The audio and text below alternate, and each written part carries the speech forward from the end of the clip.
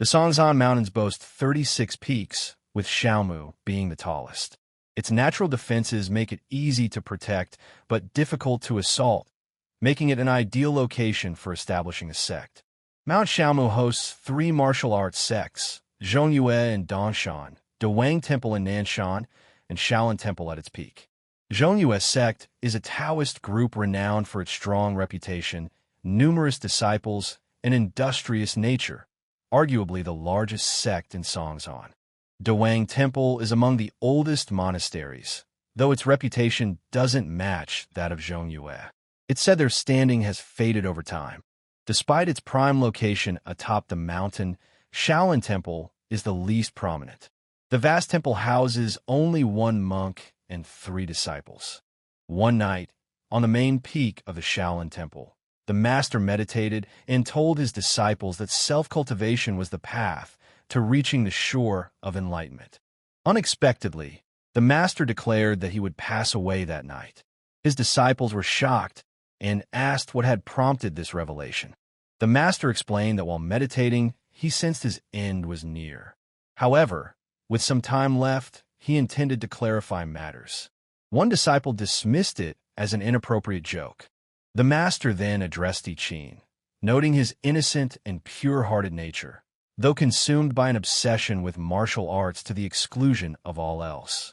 He urged I Ching to remain unchanged even after his passing. Overwhelmed, I Ching wept uncontrollably.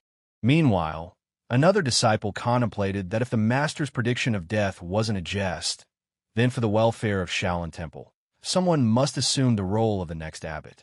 Naturally, he deemed himself the most suitable candidate. At that moment, the master turned to Kong and called his name. The master quoted a verse from the Diamond Sutra, "All forms are false." He explained that seeing through the illusion of forms allows one to perceive the Tathagata. He warned Kong against becoming overly fixated on external appearances, as it could lead to confusion. Kong responded that he grasped the teaching. The master, as a mentor, expressed his hope that Kong would dedicate himself to the study of Buddhism, avoiding attachments that could hinder his path to enlightenment. The master then summoned Jia, remarking on his intelligence since childhood and acknowledging that he had truly mastered his kung fu techniques. Jia listened intently, and suddenly the master declared that he was passing on the role of abbot to him. This announcement left the other disciples stunned. Jia was equally taken aback. Tears streaming down his face, he extended his hands to receive the prayer beads from the master. Suddenly, Kong leapt up, questioning how the master could make such a decision. The master calmly replied that he had made the right choice and urged them not to create trouble on his behalf. No sooner had he spoken these words than the master's body shattered like glass, scattering in all directions. The disciples confirmed that the master had passed away. Meanwhile, in the real world, the city buzzed with activity as evening fell, a time ripe for adventure. Huo stared longingly at the female figure on the other side of the glass, his desire barely contained. He resembled a wild beast on the brink of losing control. Huo began to dance, proclaiming himself a magnificent university student, handsome, intelligent, and triumphant after overcoming countless challenges and obstacles to win the affection of this stunning beauty. At last, his days as a virgin were about to end. The boy could hardly contain his excitement for the moment to arrive. Suddenly, an extraordinarily beautiful girl appeared, calling out to Hua. Her appearance was both adorable and alluring. Upon hearing his name, Hua bolted inside. He lunged at the girl, declaring that today he was a beast ready to devour her. The girl seemed uneasy. In an instant, Hua vanished mid-leap, leaving only his hair behind. The girl screamed in sheer terror. Back at the Shaolin Temple, Jia sensed something amiss and struggled to comprehend what was happening. Kong looked at Jia and, addressing him as younger brother, remarked that with the master's passing, it was time for the 3 of them to focus on what lay ahead. Hua, now in Jia's body, began glancing around. He noticed the statue of Fate and the puzzling people who were calling him little brother. Kong stated that although their sect was small, they still required a leader. At that moment, after careful observation, Hua realized he had become an assassin. He then touched his head and started screaming about what had happened to his once beautiful thick hair, declaring everything a scam. The disgruntled Hua couldn't fathom why he had been transported at such a critical moment. Others became relatives of emperors, aristocrats, or wealthy businessmen. But no, here he was, a poor young monk whose master had just passed away. Suddenly, a notification appeared, indicating that the temple abbot system was activating. Hua was astonished to find there was even a system here. The system displayed a task board for Hua. First, he needed to advance the skills of the boy, Jie. Second, he had to make Shaolin Temple the largest martial arts sect. Third, he was to ensure that Jie, the temple's abbot, became the leader of the world's martial arts. Excited, Hua asked the system if it would reward him with money for completing the tasks. The system responded that during the completion of the tasks, it would sincerely support him as he progressed. Hua then hugged the screen tightly, pleading with the system to let him return to his world so he could do what he desired, and promised he would definitely come back afterward. The system alerted him that the function to return to Earth had not yet been unlocked, and that he needed to work hard to complete his assigned tasks. Frustrated, Hua asked the system to provide some information about this world. The system informed him that it was unfamiliar with this realm. The customs here resembled those of ancient times from the country where Hua lived. Courts and martial arts factions were prominent features of this society. This world also had literary figures and great artists who composed plays and painted masterpieces, as well as martial artists who fought with unyielding ferocity. There were but a few here who led peaceful, stable lives. In short, only the strong could truly survive. Hua was relieved to have inherited the previous owner's memories all at once. He mused that if he could return to Earth, wouldn't it be better to remain in this martial arts world? With 3 wives and 4 concubines, wouldn't he be happier than in his mundane reality?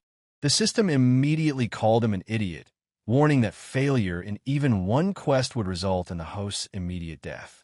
Hua took a deep breath, thinking how fortunate it was that he hadn't immediately succumbed to such vulgarity. He then told the system they could strike a deal. With tears streaming down his face, he began pleading for the first assignment to be replaced with something else.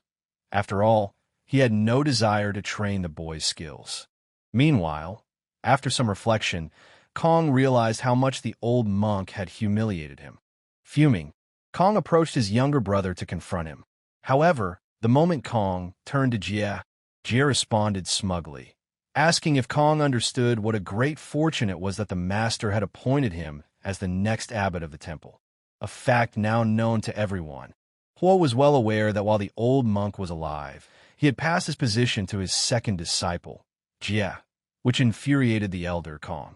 Yet, out of respect for the master, Kong had refrained from objecting at the time.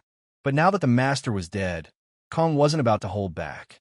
Seeing Jie's cheerful demeanor, Kong snapped, telling Ichin to at least say something to this insolent boy. However, Ichin, overwhelmed and defeated, couldn't bring himself to listen to their argument. This only served to enrage Kong further. Kong then turned to Jie and declared that the situation had fundamentally shifted, and it would only be fair to reconsider and select someone else among the 3 of them for the role of abbot.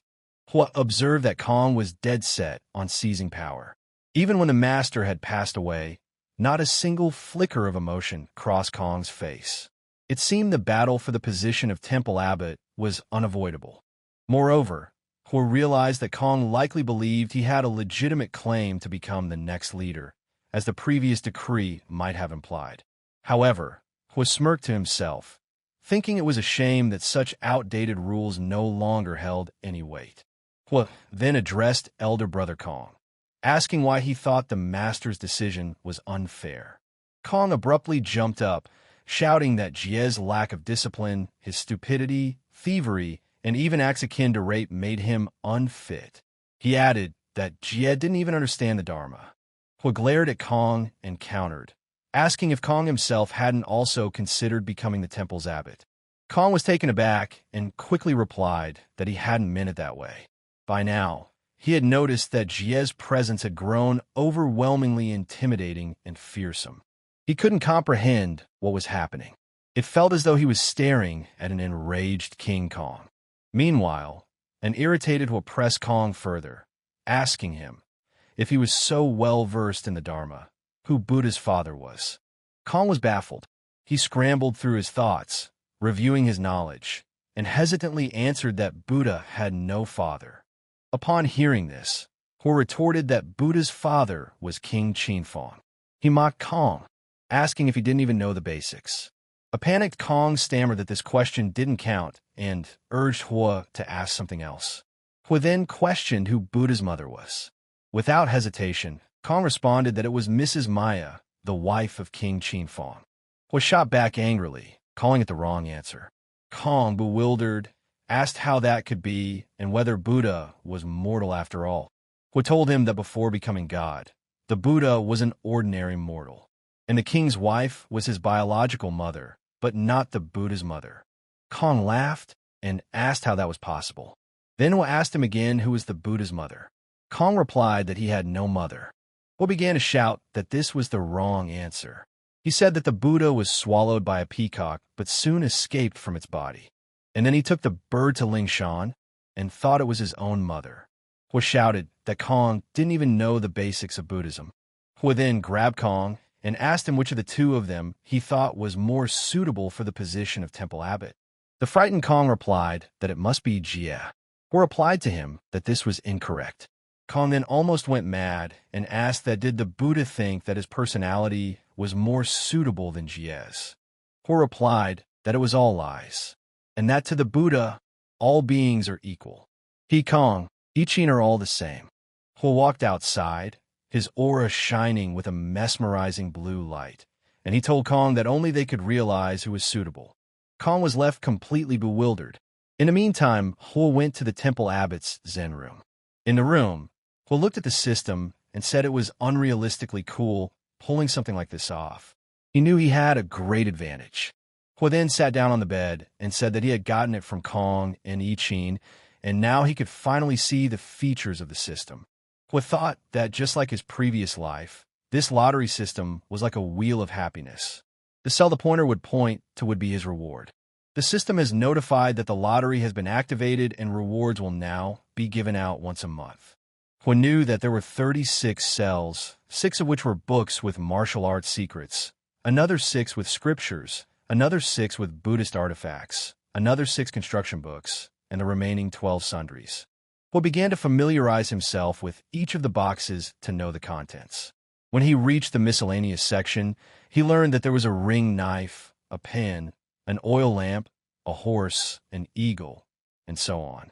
Suddenly, the system alerted that all 36 cells, secret martial arts books, scriptures, Buddhist artifacts, construction books, lanyas, and sundries were all selected randomly by the system.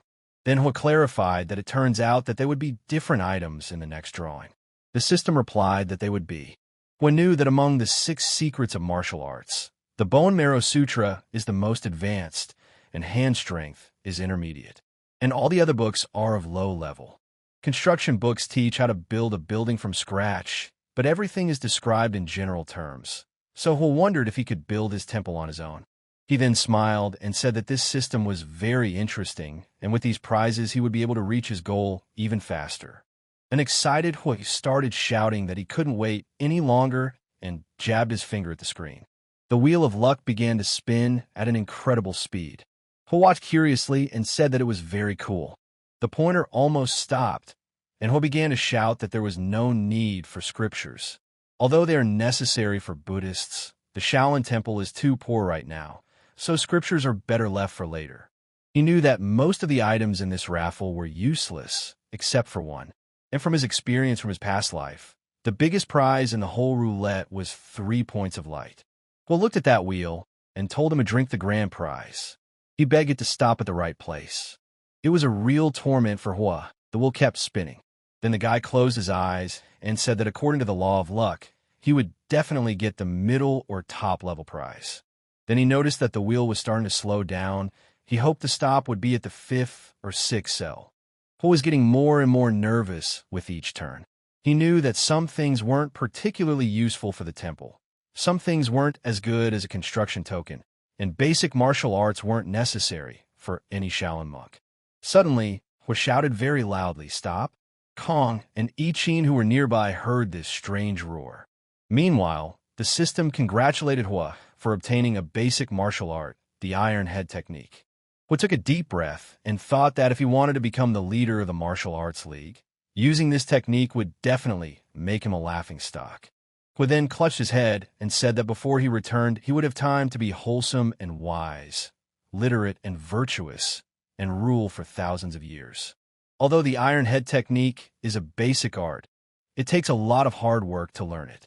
Was suggested that it might be necessary to use stones. Iron Head technique is a type of physical and internal strength. It uses physical strength to strengthen muscles and bones, and also the inner strength contained in the spirit of man to complement each other and achieve success. And if one were to develop an Iron Head technique, it would be stronger than any stone, which would shatter into small chips and iron slabs would split apart. This technique is invincible. Hua realized that this was wonderful. After a while, the tired and exhausted Hua exhaled in relief. He said that the martial arts secrets provided by the system were very convenient. And right now, he had not only learned the techniques, but also reached the highest level in this field. Hua now knew that with the combination of this technique and a little inner strength, his head would definitely become his main weapon. But until the need arises, he has decided not to reveal this secret to anyone, for he must first learn to control others. Hua noticed that after using it, the magic power of this book had disappeared, and now it had turned into an ordinary book with blank pages. He realized that, of course, he wouldn't be able to quickly create a group of martial artists, because the system might not count it. At that time, the younger brother Yitzin came in and told his brother Abbott that it was time to cook. Hua replied that it was too early. Then they went outside, and Hua took a stone and told I Ching that he would show him something. And immediately after saying those words, Hua smashed a rock against his head. I Ching stood there in complete shock. Yitzin started asking what this art was, and that it was very impressive. Hua smiled and thought that he really was an idiot who understood absolutely nothing about martial arts. He then turned around and said that it was an Iron Head technique, and if I Ching listened to him, he would teach it to him in the future. Afterwards, Hua said that after he became an abbot, a realization came to him that he was now a different person and could no longer do cooking. I Ching asked what he should do now. Hua replied that it was very simple, and now I Ching was responsible for bringing water from the mountains and Kong for cooking. And after I Ching brings water, Hua will teach him the Iron Head technique in 10 days. I Ching almost died of happiness and said that his brother was very kind. Then, a happy I Ching grabbed the buckets and ran, shouting that he would be back with water soon. Hua looked at him and thought he was just a carefree child. 2 days passed, and as the old monk got his well-deserved rest, Hua decided to go down to the foot of the mountain and look around for the future Shaolin temple. Hua walked forward, then came to the river, and suddenly felt a stomach ache. He had only eaten steamed buns and vegetables for the past 2 days, so his stomach ached. Shaolin temple is really too poor. In the past, when the old monk was alive, he would sometimes do things for people, earning a small amount to live on. But the old monk was gone, so Hua realized that now he had to train well and start earning money. Hua felt that it would be very easy, and when Shaolin starts to recruit a dozen disciples, or even more, they will make a huge stage. And that way, they would be able to make money. Hua's other option was to recruit disciples. In the past, when Shaolin trained disciples, they worried about their future life. Only a few people joined the temple. However, very few people will be able to go through such harsh conditions to live. Hua realized that if he wanted to recruit disciples, he should start by becoming famous or offering excellent conditions. Otherwise, with so many different sects recruiting disciples, no one will show up for them. After all, why should people go to the mountains and live a hard life when they can choose a better place? While Hua was pondering all of this, he suddenly saw a girl in front of him. He looked at her carefully and realized that there was this little shepherdess in the past owner's memory. The girl was herding sheep and playing sweetly with her dog, when suddenly some man came up and, calling her by her name, Lin Ro, ordered her to sing another song for his brother. The man then walked over and took the girl by the chin. He said she had better play with him now. At this point, the dog pounced on the man to protect the girl from the man. However, he managed to react in time and threw the dog away. Lin ran to her. The man told Lin to see what happens when she doesn't listen to them. The two men then grabbed the girl. The man told her that if she did not obey, she would be hurt. Lin asked them to let her go and she would sing. Suddenly, the man was hit in the face. The blow threw him back several meters. Lin was shocked. Well, looked at the other brother at this time and said that two grown men were trying to establish themselves at the expense of a weak girl. The younger brother immediately ran to his older brother and tried to help him. Lin, meanwhile, asked the monk what he was doing here. She said that he should run away from here faster since they are young guys from the village, and he is not an opponent for them. Lin asked him to call his brothers and sisters who knew martial arts. He realized that she thought he was weak, and then the elder brother came to his senses and started shouting that, "Does this bald man want to escape?" Then he shouted that those bald donkeys had gotten quite brazen, not only in the mountains, and they had better be careful, or he would roll their heads and play soccer with them. Hearing these insults against him, Hwat assumed an attack pose. The younger brother immediately started laughing. He told his elder that this bald ass thought he was the strongest monk, and that this idiot should taste his punch. Suddenly, Hwat accelerated and attacked him, hitting him with his head with all his might. The impact made his younger brother's teeth chatter. At this moment, Big Brother ran up and was about to strike from the back, telling this bald donkey to feel his strength. Hwat, meanwhile, thought that only a real idiot would yell before attacking. Then he turned around and dodged his blow. The battle began, and Hwat realized that this guy had a strong boxing technique and an unusual aura. And with Hwat's weak inner strength, even with the iron head technique, it would be difficult to defeat him. Hwat then carefully looked at Lin. He realized that this girl was the friend of the past body owner, so he can't show his weaknesses in front of her. Meanwhile, the elder ran at Hwat with an outstretched fist. Hwat was not confused and put his head up. The older man's arm broke from such a collision. Hwat then ran up and grabbed him. The older man started apologizing. Hwat slapped him and asked him how dare he hit on girls. Hwat then told him not to call him monk, but to call him master. The elder began to apologize to the master and promised that it would not happen again. Thereupon Hwat said to call him abbot, and then the elder begged the abbot's pardon and asked him to let him go. The younger one at that time was about to run away. Lin noticed it just in time and started yelling that he was running away. Hwat looked and let the older man go, saying he could go too.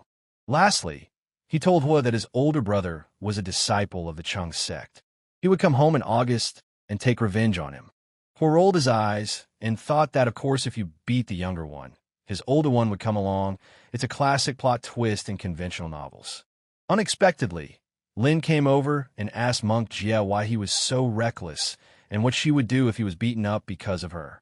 Then Hwat smiled and replied that she was underestimating Abbott too much, and that in the online game, he had died over 100 times before he could even blink. Lin laughed and said that he was bragging again, and she also asked if he had just called himself an abbot. Lin said that such a thing could not be said, and one had to be careful because if his master found out, he would definitely punish him. Hwat asked her to stop and told her that the most shameless Shaolin abbot was standing in front of her, and in the future when she met him, it was necessary to call him master. Lin was surprised and asked where his mentor was. Hwat told her that his mentor had gone to the paradise of bliss. Lin cried and said that master was a wonderful person. Hwat was horrified that she had cried. It was the first time he saw a girl crying. Hwat asked her not to be sad and told her that the mentor had gone on a well-deserved vacation. Lin wiped away her tears and replied that she just couldn't control the flow of her tears. The girl then pulled out an apple and said that she had plucked it before and now she wanted to thank him. Hwat accepted such a gesture and thought that she was really a very nice girl. Then he took a bite of the apple and thought that if this good, gracious sister was his friend, he must return to vulgarity. Under the Shaoshan Mountain, there are several villages and small towns. But among these towns is the largest and most prosperous town of Lu. Every 15th day of the first Lunar New Year is Market Day in Lu City. Residents from a Zhou kingdom come to sell or buy goods, and some just to have fun. He realized that with so many people, he was worthy of the title of the most prosperous city nearby. He walked through the market and thought about what a good day it was, perfect for promoting Shaolin. Suddenly, he heard passers-by whispering among themselves and saying how tattered his clothes were. Someone said that the old master of Shaolin Temple had passed away. He was a Shariputra, and all people with that title must take an oath that they will be reborn in another country. We turned around and noticed two men saying that Shariputra cannot be reborn in another country without any punishment. They also told us that if men and women feel well, a mitbaha receives them and watches over them. This can last from 1 to 6 days. Hearing this, we realized that they were foreign monks who were lecturing at the foot of Mount Shaoshi. They really don't believe in Shaolin's strength, so he decided to show them what he could do. By the way, the town of Lu is not within the Shaolin Temple, and any monk can stay there and teach Buddhism. An exasperated Hua threw a couple of punches in the air and said that sooner or later everything would belong to him. The monks watched in amazement from the sidelines. Hua then calmed down and approached the monks. He addressed them as younger brothers and asked if there was anything he could do to help them. Since they were both talking about real Buddhism, which no one has ever appreciated at face value. The monks replied to Big Brother that the world has really changed and no one believes that their Zen sect is real. And they've been telling here for 2 hours, but they haven't received a single coin of donation. Hua smiled and said it would be better if they cooperated with him, and he would give them a show, and they would dress him up, and they would split the profits in half. One of the monks told the other that it looked like this guy wasn't going to hurt them. The other one replied that this was good, because he was afraid he would kick them out for breaking their rules. Then the monk asked Hua that they should just stand by, and for that they would get half the profit. Hua replied that this was true, but it could be that he would not get any coins either. Hua then smiled and took the iron from them, on which he started banging loudly. Hua shouted to the whole market for the guests to come over if they wanted to listen to interesting stories. So one of the girls at the market started asking her mother to come over to listen to the stories. Her mother agreed. A crowd of people gathered around Hua. Some said that these monks were so strange. Instead of preaching scriptures, they told stories. And so Hua began his introduction. He asked the ladies and gentlemen if they had heard the story of the monk who studied without holy scriptures. This is an amazing person. He was born very handsome and talented. Even His Majesty the Emperor called the monk his brother. He rode a sacred horse, wore expensive robes, ate and drank from golden dishes. However, he believed that money, fame, and property were filth. So he wanted to go to the West to study the scriptures. The little girl asked in surprise what was next for the monk. He went on to say that he had become the most famous Tang, Xian, Yin Taoist monk. The people were amused by such a story and began to ask for more story. Meanwhile, the monks were making Hua comfortable. Hua told us that when the world was created and the Yin and Yang trials began, the world was divided into 4 parts. And this story begins with a monkey from the part called Dong Shinzhou. Was said that this monkey was very brave to anger the heavenly soldiers and generals. The crowd was laughing with laughter at the story. Then he told that the Tathagata had renounced the Jade Emperor and all the gods, had come out of the heavenly gate with 2 servants, and though everyone sympathized with him, no one could help him. So he recited a mantra and invoked the mountain of the 5 elements. Then he was imprisoned in a prison which was made in this mountain of 5 elements. And when he was hungry, he began to eat the iron balls lying around. When he was thirsty, he drank molten copper juice. And when the people took pity, they sent for him, the one who saved him. Who then looked at the people, smiled, and said that he would tell them a different story next. The woman then became indignant and told him that if he wasn't running out of stories, then he was making them up. Hua replied that they had originally come for them to give them alms, but now it was too late, and they couldn't just leave and return to the temple with nothing. Hua bowed frustratedly and thought about them pouring their money into him already. The little girl went first and threw in a few coins. Then the rest of the people followed the girl. The monks were shocked at the amount of coins Hua had collected through his stories. Meanwhile, Hua told the people that Amitabha would be with them because they were generous people and the poor monks would now be happier. And if anyone wants, they can visit them early tomorrow morning at the Shaolin Temple. All the poor monks will be waiting for them. The crowd dispersed, and Hua told his brother monks that now it was time to divide the money and go their separate ways. Afterward, the monks whispered among themselves and said that this guy was the one. Then one of the monks said that his name was Hoi Zheng and his brother's name was Hoi Ming. So they lost their temple and now have to wander the world. Zheng said that if Hua was from Shaolin, they would be grateful if he accepted them. Meanwhile, Hua smiled and thought that they had taken a bite. Hua then replied to them that although the Shaolin Temple does not accept foreign monks, they could try. And he also said that he believes that if a monk is not greedy and can pass their test, he is eligible to join their temple.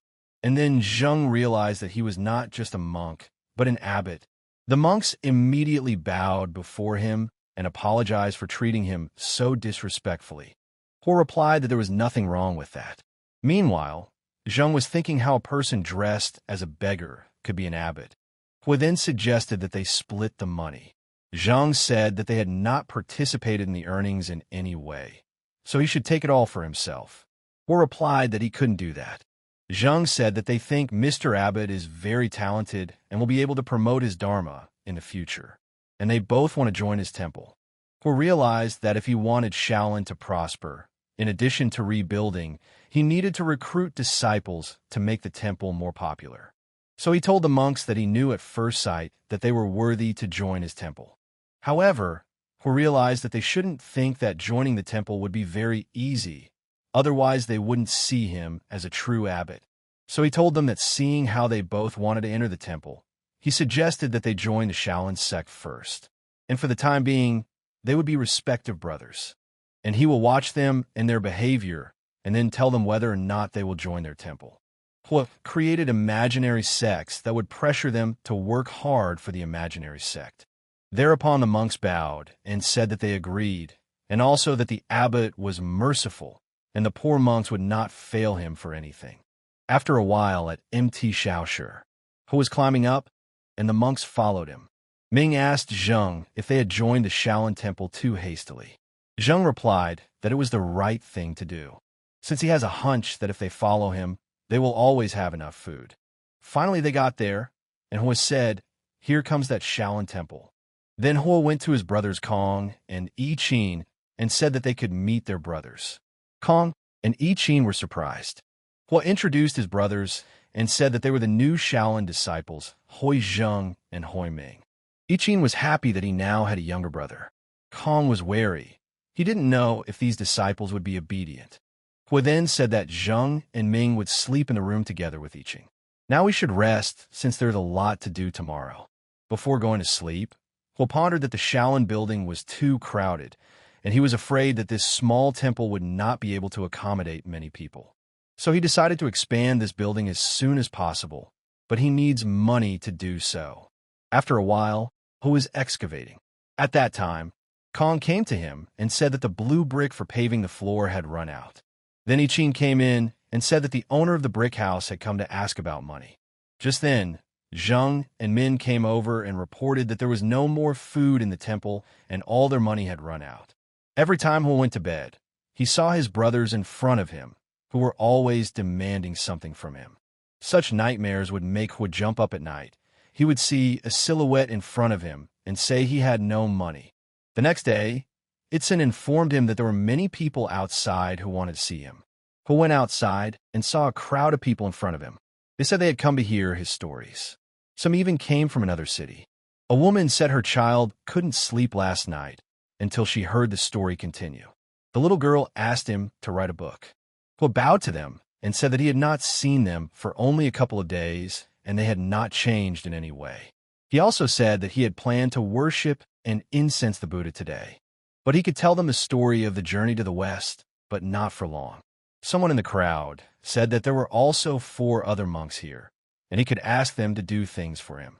Zheng immediately started pushing the brothers inside and told the men that the 4 of them should go to the foot of the mountain to do some work. Hua told people that right now there was only 1 monk in the temple, and the incense often needed to be changed, so he wouldn't be able to tell stories for long. People started shouting that they were so early, and what should they do now? They asked him to think of something. Then he turned around and said that they were lucky, as he had an idea.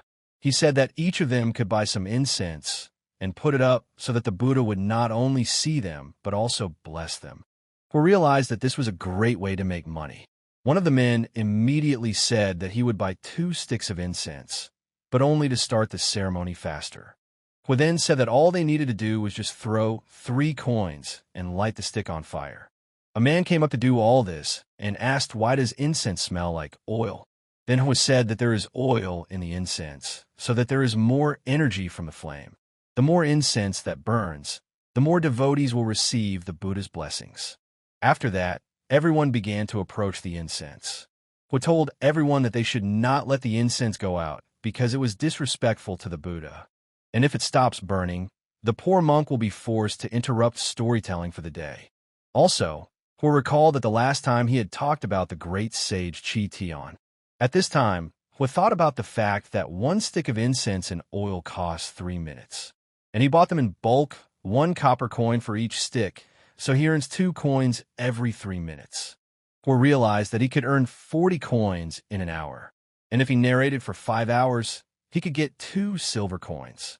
He began to tell a story. He said that the Monkey King said his middle name was the Sun. The travelers scolded him and said he was a vile animal. Soon was said that it was getting dark, so that was it for today, and if anyone wants to hear the continuation, they can come back tomorrow. Everyone dispersed, and suddenly one noticed that one of the listeners was still not leaving.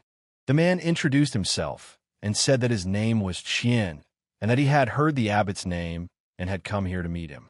He replied that he does not have face-to-face meetings, and if he has something to say, he can speak sooner rather than later, since Hua is going out to dinner and is afraid he will run out of time. He thought that this person was very smart and resourceful. He was probably an important person. Qian at the same time thought that this monk was too straightforward. Qian said that he wants to discuss business together, and when Hua tells stories, he will find someone to record it. And when the book came to an end, he would buy the story from Hua to teach people in other cities in the future. Qian realized that this book would have great potential, and it would definitely make a lot of money. As for this monk, he is someone who hasn't seen the world, so he is easily deceived. He wondered if it was a coincidence. He knew he had to think of a way to get his head around it. So He replied that he wasn't quite sure, but he was still in. He asked how much money he would get out of it. Qian smiled and replied, 20. He understood that 20 silver coins for buying a good book was few and far between. He laughed and replied that he agreed, as 200,000 coins was like a breath of fresh air. Hearing such an amount, Qian almost went crazy. He started shouting that he was only willing to give 22 coins. He then replied to him that it looked like the reader was not doing business for the good of the faith, so he could leave. He turned around, but Qian stopped him and said that they could negotiate a price of 30 coins, or even 100 coins. He proudly replied that he communicates with the reader as a friend, but he communicates with him as a fool. After saying that, he was even proud of himself and thought. Qian fell at his feet and began to ask Mr. Abbot, what kind of business is this where they set the price as they want? He asked to discuss it again. After a while, he still let him inside. At this time, Qian was thinking that he was definitely a speculator who could suck up all his money. After all, he insisted on a full story breakdown and is asking for 50 coins per episode, which means that a story of 100 episodes would cost 5,000 silver pieces. The only thing that comforted Qian was that he allowed him to pay in installments. First for the first 30 episodes, then for the next 30, and so on. In this groove, Qian brought him the written episodes. He couldn't understand what kind of strange monk he was. He then asked Qian if he would like to visit the Shaolin Temple Yuhang Mountain with him. Qian started to get worried and thought that there was another pit ahead of him. So he replied that he had some other things to do, so he would go. He said he wanted to see the devotee off and also wanted to give him a tour of the Shaolin Temple. Qian agreed, and now on the road, He asked him what he thought about the future of the Shaolin Temple. Qian replied that the Yuhang Mountain region, where the Shaolin Temple is located, is very large. It is easy to defend and hard to attack, and it is also famous for figures like Zhang Fong. Qian also said that he could guess that the future of the temple is quite extraordinary. He replied that he was surprised that the devotee knew about the philosophy of the Shaolin temple. Qian said that Shaolin preaches compassion and the salvation of all beings, and it is welcome among the people, but it is not so popular at the moment. And if the temple can get a name in the world, it will definitely attract more attention. He thanked him for his opinion and said that their opinions were the same, for he too believed that Shaolin would definitely prosper, but at the moment there were still difficulties. For example, foundations, silver coins, and so on. Listening to this, Qian thought that this was definitely some kind of scam. He then asked him to look into the distance and told him that he wanted to erect a mountain gate here and a wall to line the ground with bricks and restore the road up the mountain for everyone, but that would take a lot of silver coins, and he's a poor, penniless monk. Listening to this, Qian thought that it was a good thing he was staying as a monk, otherwise he wouldn't have a place in Lu City. He continued his story and said that this was why the poor monk wanted to make another deal with the devotee, citing the future of Shaolin. He asked to lend him some coins. Qian asked, "What is this guarantee of future income?" He then said that although he was optimistic about the future of the Shaolin, what He said was just dreams. He said he should be bold and treat it as an investment. And if he wants to make a lot of money, it's worth taking the risk. And He also said that if the Shaolin did not bring in money, he would tell him an interesting story for free to recoup his losses. He began to tell the story. At the end of the day, the 7 kingdoms broke up and united to form Qin, and after Qin was destroyed, Chu and Han broke up and formed Han. The Han dynasty revolted as the impersonator decapitated the white snake and ruled the world. Later, Guanu was handed over to the emperor and the dynasty split into 3 kingdoms. He then interrupted and asked Qin what he thought of the story. Qin was impressed and said that this story should be sold to him. He then recalled that he had mentioned the investment earlier. Qin replied that he was definitely investing money in the business. He smiled widely and said that it was the right decision. In his head, he had already calculated the Shaolin Temple's property plus 5,000 coins. Now he realized that there was indeed enough money and it was time to build. He decided that this was a big project that should be finished in 3 to 5 months, and he hoped that Qian would be able to bring many workers and materials by tomorrow. Suddenly, the system alerted that in honor of the Dragon Boat Festival, he was getting +1 lucky ticket. He was very surprised that the system also has promotions every New Year's holiday. He started spinning the wheel and asked for the grand prize to fall out. The system alerted that he had won 3 lucky opportunity tickets. He rejoiced that he had obtained a super rare item for the 2nd time, and luck was indeed on his side. He began to consider himself an emperor. The system alerted that the Lotus Sutra, the wooden fish gong, and the order of construction of the Lagoda of the 10,000 Buddhas had been received. He began to examine the fish gong and said that it was no different from an ordinary wooden fish gong, and it was a complete failure. He then knocked on this gong, and an aura of incredible beauty formed around it. The guy opened his eyes and found himself on the sea, sandy beach all around, beautiful girls, warmth. It was incredibly comfortable. He realized that this treasure calmed people's minds and allowed them to forget their problems. He decided that when the time came, he would knock that fish gong next to someone who was upset, dissatisfied with life, and maybe that way they could sort themselves out and convert to Buddhism. And then his temple will rise from its knees. After that, he took the Lotus Sutra in his hands. He opened the book, and from there the image of the flower began to glow. After studying the book for a bit, He said that it was a huge amount of knowledge, which was quite attractive. He also said that the order to build 10,000 Buddha pagodas is also a good thing. It can play a decisive role. He remembered that ancient times were especially fond of theories about miracles and false wonders. For example, like colored happy clouds, the appearance of cruel samurai, and golden light. He realized that if he came up with something real and hired someone to retell the story, he would attract even more believers. After that, he thought that he could donate to the Buddha statues for security, and thus he would not have to worry about buying incense in the future. Although Hua regretted that he didn't gain any new martial arts techniques, but all three of these things were useful for the temple. The next day came, and Hua went outside to practice the Iron Head technique. Suddenly Qian appeared with a crowd of people. Then he went up to the master and said that he had brought people and they had taken money with them.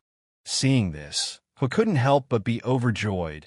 He immediately rushed to hug his admirer. After that, Qian handed him a pouch. Hua asked if this was the money they had agreed on yesterday. Qian replied that there were 1,000 silver bars and 5,900 silver bills. Hua rejoiced and said that this was the first amount of money to build Shaolin Temple. After a while, Hua gave orders for the workers to begin construction. He indicated from where they should build the wall around Mount Yuhang, then showed which part will be completely covered with brick, and the road uphill will be restored, and handrails will be installed along it on both sides. Qian stepped closer to him and said that he hoped it would work. Hua asked what is wrong, because infrastructure is a top priority and it is better to thoroughly do things now than to remodel in the future. Qian said that what he meant was that to repair all of this, it would take about 30,000 silver, and where would Hua get that money from? At this moment, Qian was worried about his money, and then Hua replied to him that it was too windy and suggested that he go inside for a cup of tea. Qian asked not to worry about it, and said that his bank could be called the largest branch, and the maximum amount could not exceed 10,000 taels. Then Hua took a deep breath and said that it turns out his authority is not enough. He asked Qian that if he was running a branch, could he tell him where the main office was? Qian replied that the main office was in Jingling and his branch was in the city's district, but to be honest, his bank wasn't even a branch. Qian said that the maximum amount Hua can borrow from the branch is 50,000, but he thinks Mr. Abbott's temple will be built for 30,000 or 40,000. Hua then asked that if Qian wanted to borrow money from the branch, could he recommend a couple to him? Qian replied that it's not a problem, that Hua wants to borrow money there, but he's afraid it won't be easy, since the branch master in the county is a man named Zhao. He is a talented man with a great background. He failed the exam many times and has now become a merchant in a bank. He has a contradictory personality and can easily talk to people, but only if he is interested in them. That's why Qian said Hua can't take a loan without collateral. Hua then asked, what kind of person could Master Zhao like? Qian replied that he likes talented people, and there was one man who wrote a quatrain of 7 characters. Then the owner gave him a standing ovation and gave him 50,000 on the spot. Hua thought it shouldn't be difficult. He told Qian to tell Zhao that the poor monk wanted to meet him tomorrow. Qian wondered what talents the monk might have. He thought that after learning about the difficulty, Hua would retreat, but it didn't occur to him that he would want a meeting. In the end, Qian said that he would be at the foot of the mountain tomorrow, so they could go to the branch together. The next day came. Qian warned him that the owner had a peculiar personality, and if there was anything wrong with the hospitality, he apologized. Hua replied that there was no need to worry about that. They went inside, and the guy at the entrance asked Qian where he was from. Qian replied that he wanted to see the owner of Zhao. The guy said that he would call out now, and suddenly he stopped and asked that if it was the narrator monk.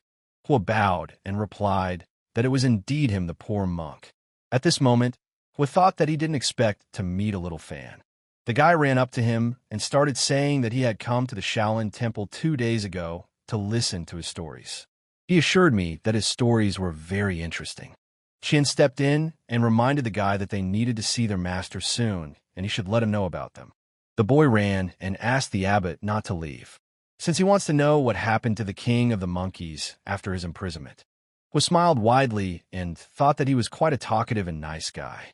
After a while, the guy came back and reported that the owner Zhao said he couldn't accept them now and asked them to wait here. Hua noticed that the guy's emotions were very different from when he left. He thought that the master had deliberately asked him to wait to humiliate him. But what had made him angry? Then Hua asked the guy what his name was, and said that while he was waiting for Master Zhao, he could tell him the continuation of the story. The guy started jumping with happiness and said his name was Huang. He offered Hua tea and sweets to have a good time. During tea time, Hua wondered if the Shaolin Temple might actually consider recruiting worldly disciples with powerful martial arts like Huang. Huang asked him why he said the Tathagata Buddha was not so bad. Even if Suk Wukong caused a riot in the Heavenly Palace, he shouldn't have been imprisoned under a mountain for 500 years. Huang said that when he thinks about it, he gets scared. After all, if it were him, he wouldn't be able to bear it after 5 days or even hours. Suddenly, Qian put his hand on his shoulder and told him not to talk nonsense, as Tathagata Buddha is the head of thousands of Buddhas, and the person in front of him is the abbot of the temple, so you should not speak ill of the Buddha. Hua bowed and replied that it didn't matter, as the Buddha was merciful and he wasn't going to blame him. Hua asked Huang if he had ever seen a statue of the Buddha. Huang replied that he often sees the Buddha statue, and that he has a round head, a big belly, and is always smiling. Also, Huang said that he is better than Boss Qian. Hua laughed and replied that the Buddha also knew that he was very fat, and so he wanted to lose weight. Hearing this, Qian almost choked on his tea. Huang was surprised and asked if the Buddha had lost weight. Hua said that the Buddha wanted to lose weight, so he ate vegetarian food every day. He even came up with a special exercise for weight loss. He did it every day, but still no weight loss. And in the end, he even resorted to cruel methods, such as cutting up meat and feeding it to the eagle, but his weight still stood still. Buddha had used so many methods, all to no avail, and when he learned that Suk Wukong was eating all day and looking better than him, he became envious. And in a fit of rage, he drove Suk Wukong under the mountain of the 5 elements for 500 years and promised himself that he would lose weight. Qian watched from the side and thought that this abbot really wasn't simple. He didn't adhere to worldly concepts at all. After all, how could an observer joke about Buddha?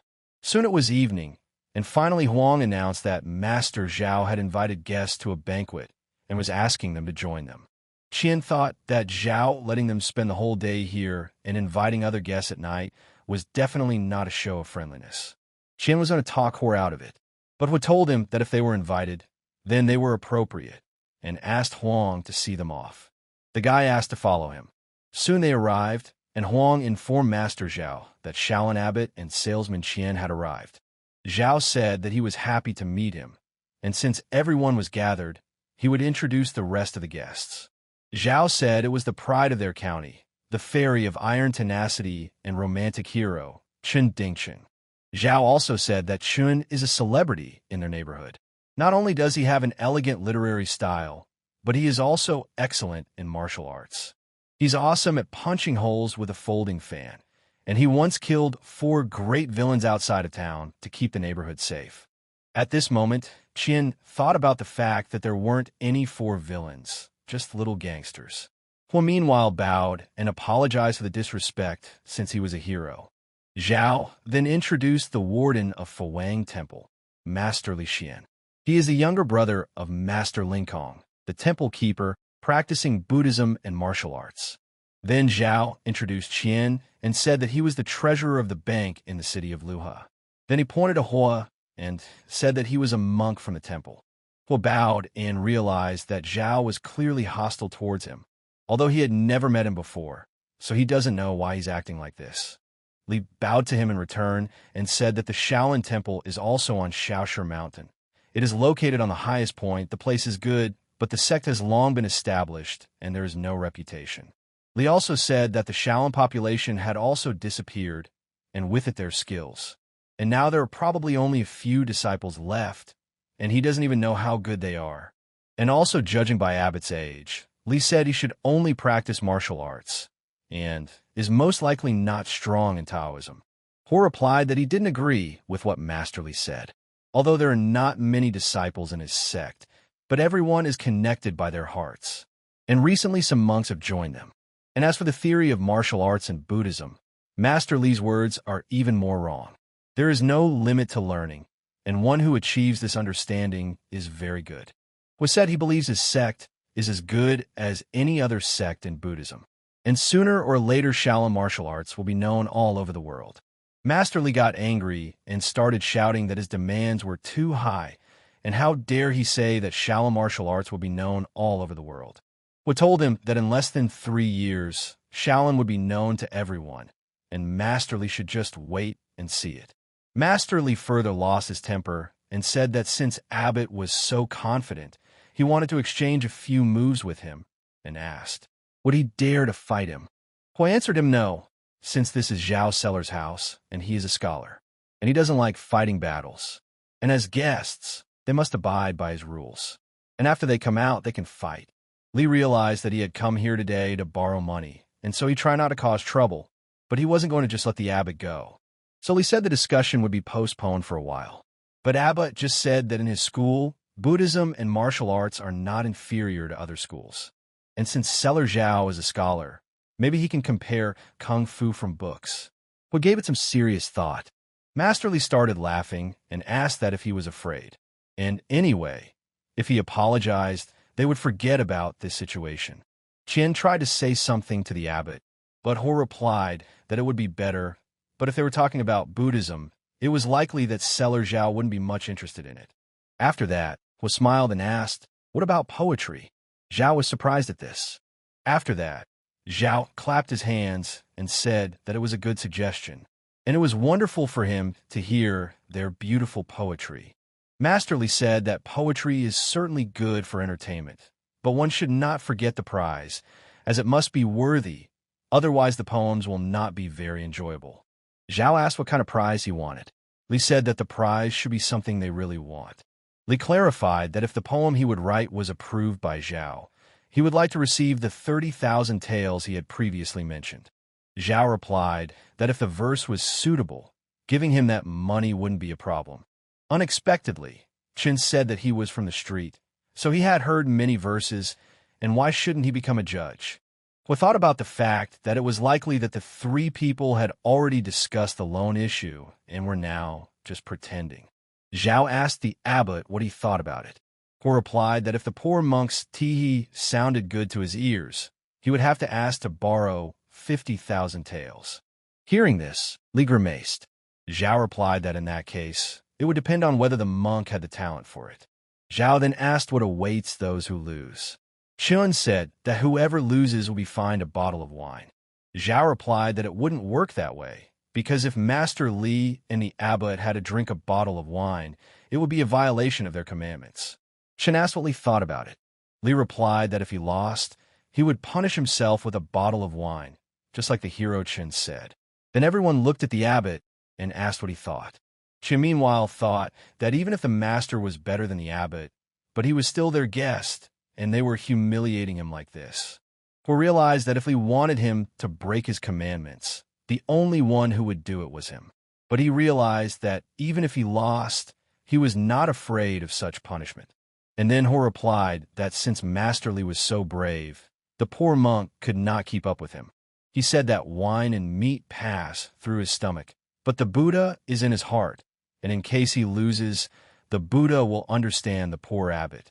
Zhao at this moment thought that this monk had now raised himself so much that even if he drank alcohol and ate meat, it would only give him a good reputation. And for the sake of the temple's development, he is willing to endure humiliation. Zhao drank some water and said that now that they had decided on the punishment, they could officially begin. He turned the glass over and tapped it. Beautiful girls gathered around the corner and began to discuss that there was a very handsome monk there. Li approached the abbot and suggested that he write poems related to Buddhism since they were both monks. Ho replied that it should be so. Li turned away and smiled, thinking that he had prepared some Buddhist verses beforehand, and the abbot was no match for him. Master Li went first. He recited the verses with the following titles. Partially entered the vegetarian Buddhist house, regardless of what happens in the sky, and a couple others. Chun applauded and said that it was wonderful, as expected from Master Li. So sensual, picturesque, and exciting. Chun then said that the abbot could come out. Zhao thought that Li's poem was good, but there have been better ones. He wondered what the young abbot could do. Ho replied that he needed to look up a couple of variations in his poetry library. Suddenly, he realized that he had found the very thing. It was said that the moonlight today is extremely beautiful. Qian replied that apricot blossoms and the bright moon, wine tasting and poetry is one of the best pleasures. Master Li took a deep breath and told Abbot not to delay and hurriedly read his poems. Ho replied to him that a monk develops the mind, and impatience goes against the teachings of Buddhism and affects the state of mind. Li replied that poor monks don't stick to that, and he assumes that the abbess is just trying to jump off the subject. And suddenly the abbot began to read. He spoke the first words. Zen is like the moon without dust. Everyone looked at him in amazement. Next, He read a work of incredible beauty, each word seeming to pass through his soul. Zhao listened attentively and suddenly felt an incredible sense of satisfaction. He closed his eyes, and when he opened them, he was by the river. He saw the abbot next to him and asked what was going on.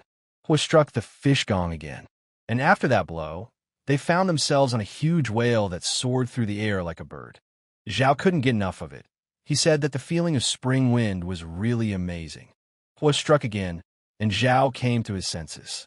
He opened his eyes and said the lines about free spring were incredible. He then told the abbot that his great aspirations and ambitions had been a lesson to him, and if the abbot could understand this world, he would make a name for himself without putting in the effort.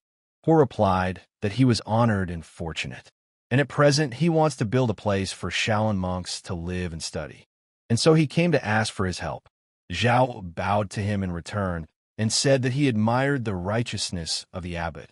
Meanwhile, Master Li got angry and shouted that Zhao still hadn't said whose style was better. Qian took a sip of tea and replied to him that he couldn't even compare to the abbot. Qian told Master Li that it was impossible to realize the comparison between the stubborn stone and the golden jade. Master Li got even more angry. He went up to Zhao and said that he didn't believe what Qian said, and since Zhao is a scholar, let him speak. Zhao then said that the abbot told a great verse, and it was the first time he had heard it, so he shouldn't even try to compare it. Meanwhile, he took a cup of tea and sat down. Seeing this, Master Li couldn't be reassured that he was about to get the money so easily. Li then looked angrily at Zhao and said that since he was unwilling to lend to him, then he would ask others. Lastly, Li said that the abbot could build his Shaolin temple and spend as much money as he needed to do so, and in case he did not succeed, he could not return the money. He replied to him that he didn't have to worry about it, since he would do everything right, and even if he didn't succeed, it would only be his problem. Zhao eventually signed a promissory note with Hua and lent 50,000 taels of silver to build the temple, to be repaid when the Shaolin made a profit. The infrastructure construction of the Shaolin temple has finally officially begun, and even the Lazy Kong has joined in. Everyone in the temple has united. The day of rising is imminent. It should also be noted that the temple already had its first disciple, Huang Feihong. Hua watched all this and rejoiced at his first victories. Hua continued to tell interesting stories to the people. He said that the Red Demon pointed a spear at the Monkey King and tried to kill him, and the Monkey King also quickly took out his golden club to swing away. Suddenly, someone interrupted his story with a loud shout. Unknown people burst into the temple, and one of them shouted for everyone to disperse in different directions since Lord Nyu was here. A servant prepared a chair for his lord, and a huge, muscular man sat down on that chair. The man also stuck his sword into the ground. When Hua saw this, he thought that these were his precious bricks, and that he had saved up for all this for so long. The man then told Hua to listen to him carefully and remember that everyone in the neighborhood who does business and makes money from it must pay him. And also, Nu said that Hua had told stories here before, so he had already earned about 100 silver. And since he's a monk, NYU won't force him, it would be better to pay voluntarily. And Nu also added that Hua would have to pay extra since he personally came here. Apprentice Wan told the abbot that this is the so-called Master Nu, a simple martial arts instructor. And this guy is nothing, and the people around him are his students. Hua asked Huang how many of these people he had been in contact with. Huang replied that he had not spoken to many. But other than Yo, he has no opponents here, and right now there are many, so Wan said he could handle 3, well, at most 5. Suddenly the servant shouted to the abbot that he was actually talking to him, and he had better just take the money out, and then their master would forgive past mistakes. Hua took a deep breath and replied that the point was that wine, sex, and riches were sins, so he advised them to do good instead of evil. And what they sow is what they reap, and what they do today will probably cause them suffering in their future reincarnations. Hua then came closer and said that they could actually quickly put away the sword, repent to the Buddha, and leave immediately so as not to face retribution. Hua was well aware that he wouldn't be able to pay the protection fee. After all, he was now investing in the future lands of the temple. And then NYU got angry and started yelling that he bald idiot would pay him money without any objection. Hua looked at him menacingly and asked what would happen if he didn't pay. Kong also intervened and said that they were monks and there should be some compassion for them. Disciple Huang started shouting to Kong that such a person was always looking for the easiest way to make money, and if Kong gave up now, he would ask for more in the future. Nu asked again if they refused to pay. He heard nothing in reply, so he immediately got up from his seat and swung his sword and said that he would destroy their temple. Hua asked how dare he threaten the abbot, and just because they're monks doesn't mean they won't fight.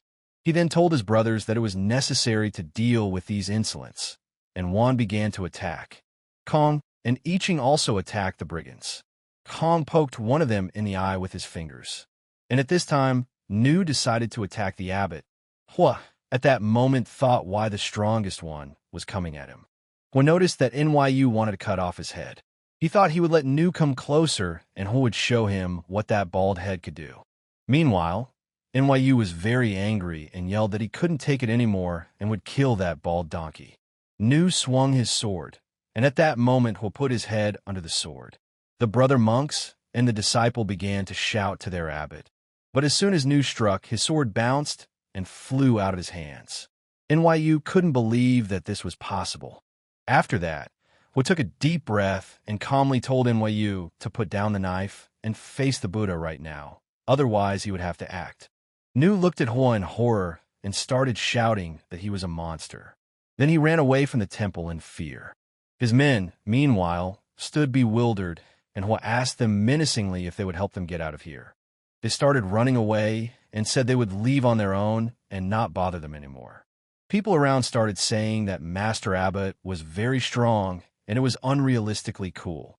Everyone was excited and said that Shaolin Temple was really amazing. However, Huang told Abbot that he had to be careful because Nu still had Qingjing support, and he is not someone who should be messed with. Hua replied that it didn't matter who supported him anyway, since the abbot also had support, and it was from the Buddha. Meanwhile, Hua thought about the fact that today was the 25th day, and it had been a month since he had been here.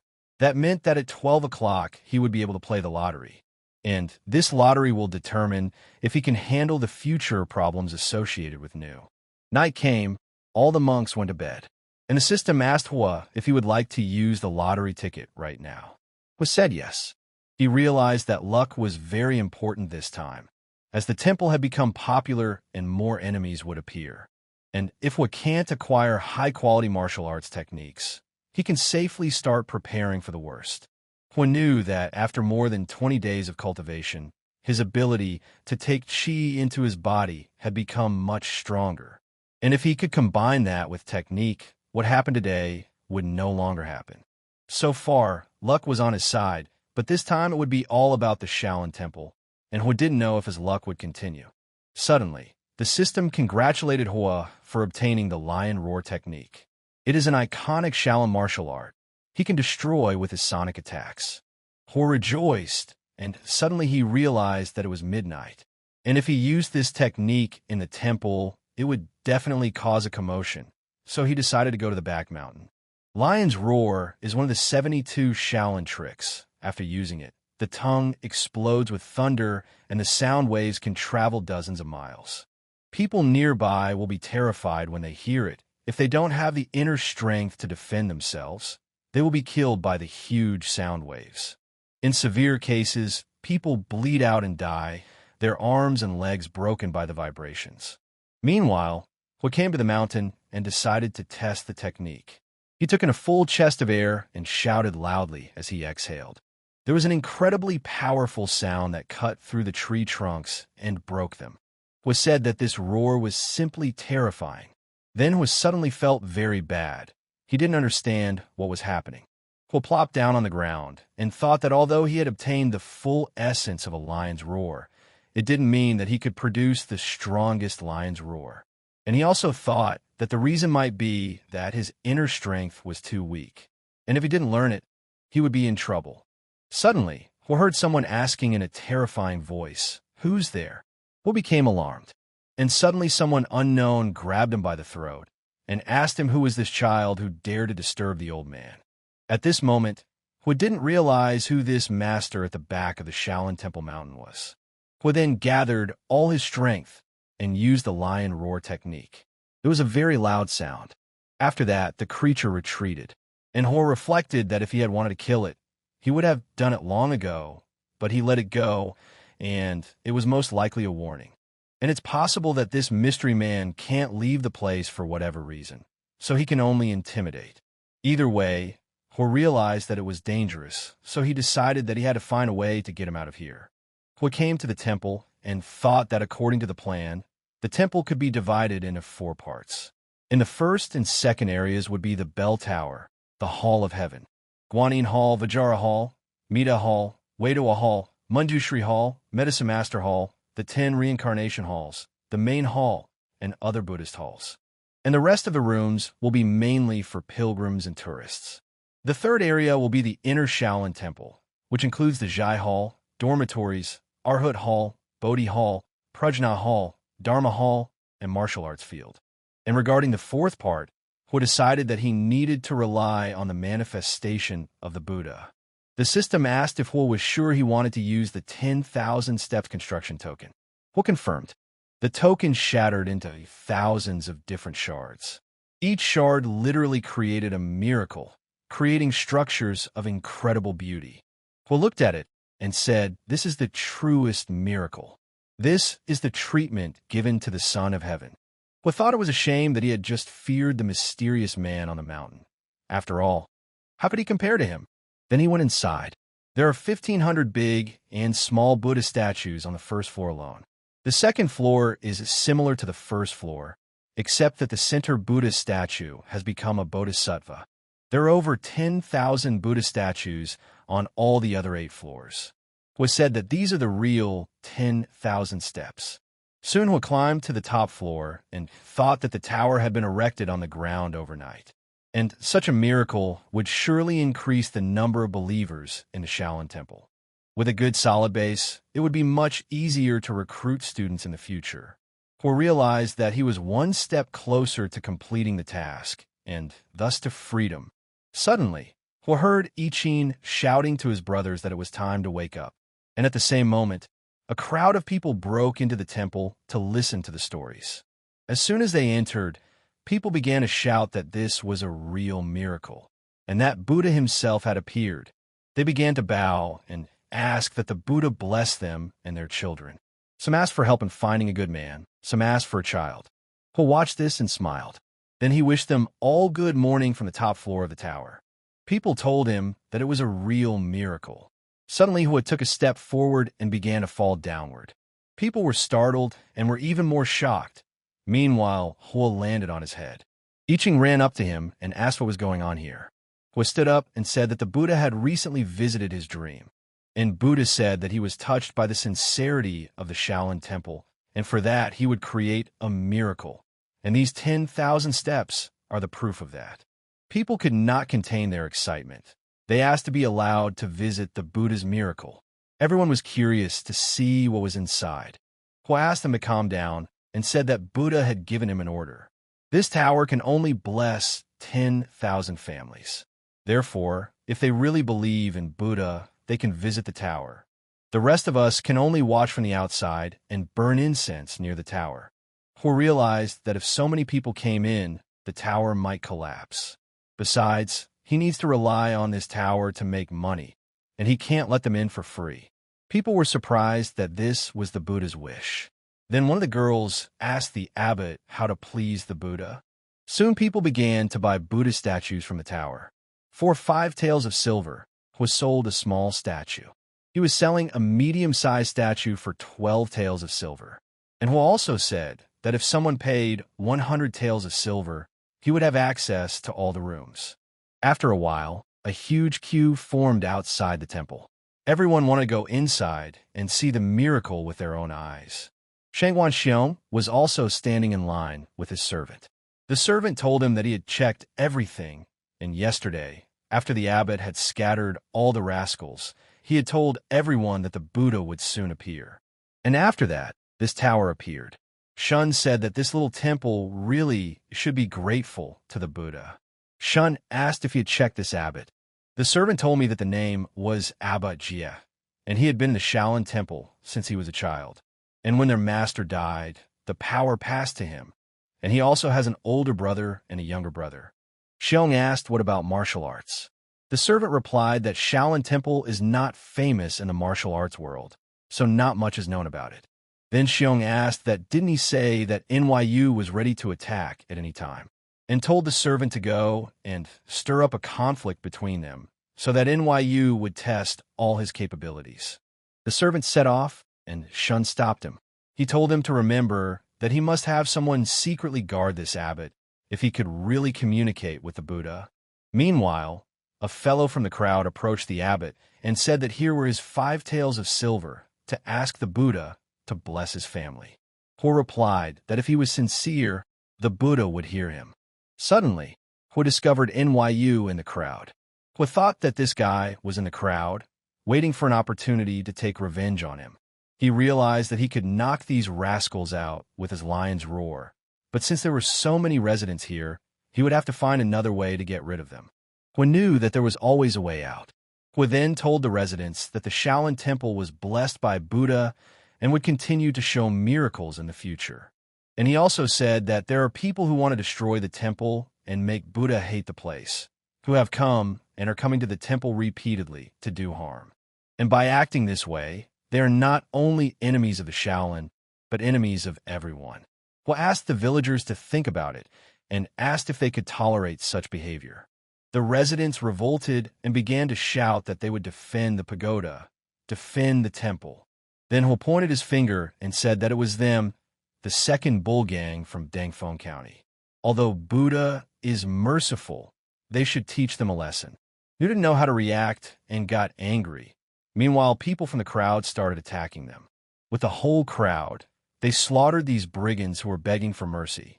He watched from the sidelines and said that it seems like the mass path is the right decision, and not only can you hide your power that way, but it's good for the future recruitment of disciples. Suddenly, he noticed suspicious people behind his back. It was Xiong and his servant. Soon, Xiong approached the abbot and said that he wanted to meet the Shaolin abbot. He felt his aura and realized that this man was not so simple. There is a clear division of power over Jianghu, usually divided into Hotian masters and innate masters. And Hotian is further divided into early stage, middle stage, and late stage, and then the great consummation. The early stage refers to cultivating the discipline of internal energy and feeling qi, which is considered to have entered the Hotian realm. The middle stage refers to the cultivation of internal energy with a certain level of attainment.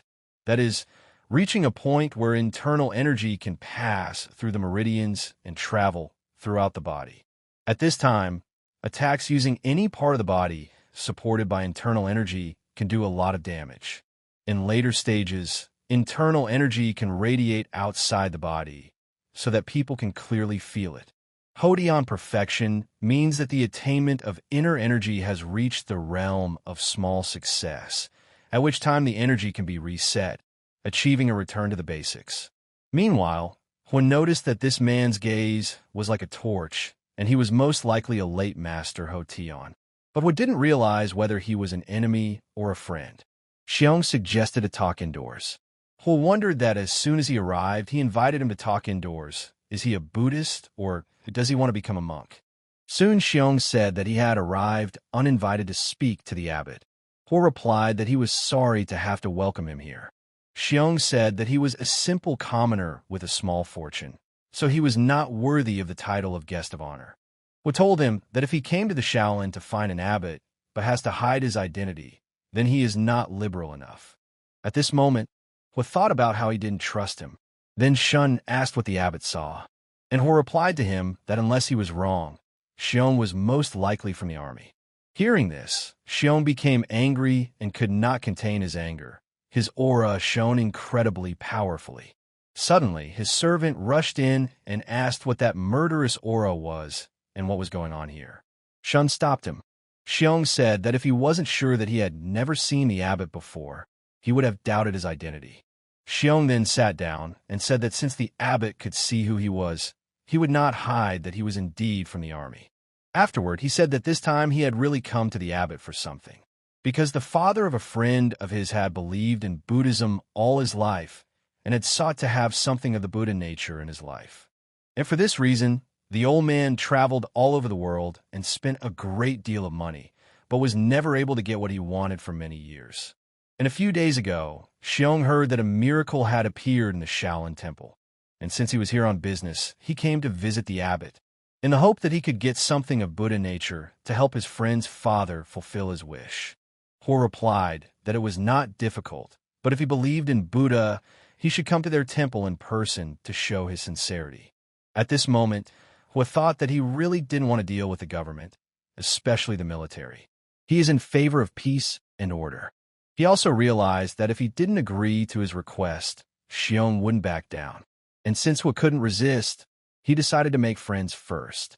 Xiong said that he had a request and that he hoped the abbot would let him see something of the Buddha's nature so that he could have an idea of what to expect and ask the old man to come back.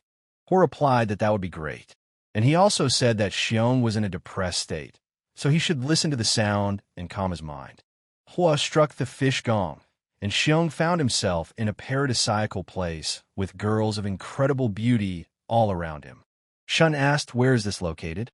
He was absolutely delighted, and when he came to his senses, he asked if it was the power of the Buddha's nature.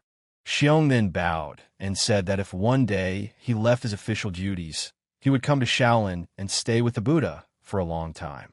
Hua smiled and said that this string of beads had been personally enlightened by the monk, so he was giving it as a souvenir. Xiong gave his name and said that he thanked the abbot. Hua asked him to go back and asked the old man to come to Shaolin. Leaving, Xiong was surprised that he had called out his name, and this young abbot remained unperturbed. He really is an unusual person. Meanwhile, Hua tried to remember who Shangwan Xiong was, as he had heard this name somewhere before. Hua realized that if he wanted to gain the respect of the officials, he would still have to improve his own strength. Otherwise, if he met an unreasonable person, all his efforts would be in vain. Hua remembered that he had been here for over a month and had participated in 3 lotteries.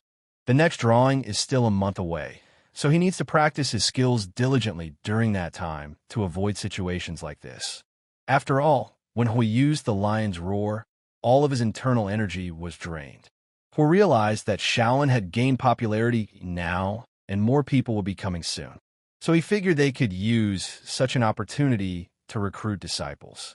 Soon news broke that the Shaolin temple was fortunate enough to receive the blessing of the Buddha, who sends a pagoda of merit and virtue to bless people. And the abbot of that temple listened to the Buddha's decree, followed the will of heaven, and saved all living beings, wanting to promote the temple and recruit disciples. And soon a whole crowd gathered at the temple gate, a great many wishing to become disciples, and even the elderly grandfather believed in himself. The rules for admission are as follows. Males between the ages of 10 and 25 can have a family, must be in good health, and of sound character. Those who show good results can become Shaolin disciples and learn martial arts. They will have to attend morning classes every 3 days. Some were surprised that Shaolin teaches martial arts, as they are not famous for it. Someone asked if they provided food, and someone said that if he entered the temple, he could feed each master himself. Someone claimed that Shaolin was a precious place blessed by Buddha. Men approached the reception desk one by one. However, it wasn't just men standing in line. Even a very young girl came in who was asked to go home to her mom. The second phase was to test the physical fitness and stamina of each of the chosen ones. And the third phase was a test of patience. In the end, more than 100 people signed up at first, and after 3 tests, 3 or 4 remained. But in fact, none. Hua was willing to use some tricks to test the will of young people. For example, throw a piece of trash on the ground, drop 2 coins, food, or whatever. Suddenly, all of a sudden, the doors of the temple opened with incredible force, and a beautiful white tiger broke in. Hua started yelling for the brothers to close the door now and prevent the beast from rushing in further. Hua held the door and thought about the fact that this tiger is too big, although it has inner strength, but Hua's actual fighting power is very small, even with the help of his brothers. But suddenly Hua noticed that the tiger had retreated. Hua could not understand why the beast had retreated. And right after that, a human hand entered the gap. Hua was startled out of his wits. So he decided not to hold the door and saw before him a huge man with the fur of a tiger hanging from his shoulder. Hua thought that if this tiger belonged to this giant, it was better to deal with him. Hua bowed and asked why he had come to the temple this evening. Then the giant turned to the lady and said that the doors of the temple were still open and they had come on time. Hua looked behind that giant's back and saw there an incredibly beautiful girl who had a bandage over her face. Suddenly another little girl with a tiger appeared and asked him to step back, for could he not see that the lady was coming? Hua stood with his brothers, and none of them could understand what was going on here. Suddenly the little girl asked the monks what was wrong with them. And don't they see that their lady is here to worship the Buddha? She asked them to get out of the way. Kong bowed and said that the temple would be closing soon, so if they were here to offer incense, they had better come tomorrow morning. The girl started yelling at him to shut up because he was annoying, and said it was a blessing that the mistress was here. Kong thought this girl was very eloquent. The girl got even angrier and said that if he kept babbling, he might get bitten by the fangs. Suddenly, the girl called the girl named Xiao Chui and said that her words were becoming more and more delusional. The girl then asked if there was an abbot among the 5 monks. Hua stepped forward and said that he was the abbot of the temple. Hua thought that this girl's voice alone makes the heart happy. This is the magic of beauty. Even though he couldn't see her face, he was sure that there was something beautiful under the veil. The girl asked to be forgiven for allowing herself to come at such a time. But there were too many people here during the day, and since she liked silence, she didn't know when the temple would close. Hua replied that he didn't blame her for not knowing, so he invited her in. Hua noticed that the tiger behind continued to look at him. Suddenly, Xiao asked her to stop. She said, "Let Iron Bull and a Huang go in first, and see if there is an ambush in this temple, in case there are people around, and it will be bad if they scare the lady." The girl asked, as Xiao didn't have to be so rude. She then looked at Hua and asked for permission. Kong said that allowing a big man with a tiger to trot inside the temple is an insult to the Shaolin. Hua asked him to forgive him and said that if they thought the Shaolin was a place to hide malice, they should leave. The girl thought that this young abbot really dared to stop the Iron Bull and a Huang. He is really brave. The Iron Bull got angry and started shouting that the monk dared to stop him and a Huang's tiger. Then he was crazy. He ordered the tiger to go forward. Suddenly the girl shouted for the Iron Bull to stop. But at that moment, Huang had already attacked the abbot, who was angry that he dared to attack the Shaolin dignity. Therefore, Hua had no choice but to apply the lion roar. There was an incredible sound. The tiger immediately started whimpering and backing away. Everyone around was incredibly surprised, and the girl couldn't believe that this young abbot was so strong. The brother monks stood there in complete shock. Hua, meanwhile, exhaled and tried to come to his senses. The Iron Bull got very angry and scattered to attack Hua, shouting that he was a brat and how dare he. But suddenly the mistress stopped him. The Iron Bull was surprised, and she apologized and asked him to forgive them for such recklessness. Hua noticed that there was only superficial politeness before, but this time there was actually a hint of respect for him in it. The lady said she begged him again to let her enter the temple to place incense. Hua replied that she could go through. Soon the girl went inside, and Hua told her that this was the first level of the statue of the goddess of dripping water. Hua knew that in the previous world, the popularity of bodhisattvas in Buddhism was comparable to that of Buddha. Although Buddhism is not as prosperous in this world as in the previous one, the popularity of bodhisattvas is still high. Suddenly Hua was surprised that the lady was going upstairs. He realized that she was not worshipping the bodhisattva. He noticed that this woman benefactor was offering her homage from the dripping goddess of mercy on the first floor to Buddha Rudra on the 8th floor. But she still hasn't found a Buddha she wants to worship. Hwa noticed that this girl was rich, and he was sure she had brought them a lot of money. Finally, the girl went up to the 9th floor and bowed to the statue of Namo Buddha Amitabha. The girl said that Hwa accompanied her to the pagoda today, so she hoped he would keep her situation and what she had to say a secret. Hwa replied that she could speak freely. Then the girl took off her veil, and turning to face him, she cried. Hwa was surprised and frightened to see the girl crying. Meanwhile, the lady lit incense.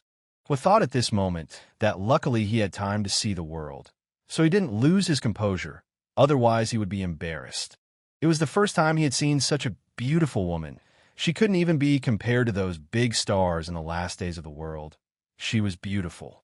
The girl sat down on her knees and began to say that she was the devout daughter of Ning Wanjun, and she earnestly prayed to Buddha to bless her father for a speedy recovery. Ning said she knows her father's injuries are very serious, but he is still holding on so no one can see his pain. And he stayed in that position, which in her opinion meant nothing. But he couldn't leave because he wanted to forget how her mother had died. Hwa thought that it seems like this girl was only born with a father in the family. Ning said that his father thought his sorrows would go away if he started practicing martial arts. But the fiends overpowered his mind and forced him to learn evil skills. And when she saw him the other day, his hair turned white. Hwa wondered what kind of evil craftsmanship and what kind of girl. Ning asked the Buddha what she should do. Since she has been living with her father since she was a little girl and doesn't want him to leave her, nor does she want him to make her feel like a stranger. Ning sobbed and said that she was very scared and had no way to convince her father and that he just didn't want to hear. And that having heard of the Buddha's miracle, she, the faithful daughter, came specifically to ask for guidance so that the Buddha would show her the way. Hwa at this time was thinking about the fact that this girl's tears hurt him, but he couldn't help it. Meanwhile, Ning begged to save her father and burst into tears even harder. Hwa came closer to her. He asked her to calm down, but the girl didn't hear him. Then Hwa took a deep breath and applied a little roar. Hwa asked her to listen to him. Ning was very surprised. She didn't expect such power. Hwa realized that using a small lion's roar actually stopped her crying, which was quite useful. Ning apologized and said that she had lost control of herself. She held out her hand for him to stand up. Hwa said that there are 7 sufferings in life, which include all kinds of human suffering. Ning asked him to enlighten her on this. Hwa said that labor pains refer to the cramped and unpleasant conditions inside the womb. The suffering of old age, when a person grows old and becomes mentally exhausted and weak. Suffering from sickness, when the body aches and there is no rest. The suffering of death, when life is cut short by aging or by accident.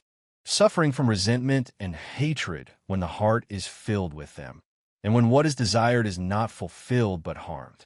It is often the case that people are too fixated on what they desire so badly. They are very often overly persistent and find themselves locked in a cage, unwilling to give up, which adds to their suffering. Ning replied that the abbess was right, and in many points the noble maiden was too obsessive, but in many ways she could not help herself. Ning asked the abbot to enlighten her about the last suffering. Hwa replied that the last suffering is separation. There is no greater pain in life than the pain of love and separation. When a loved one leaves, there is nothing we can do about it.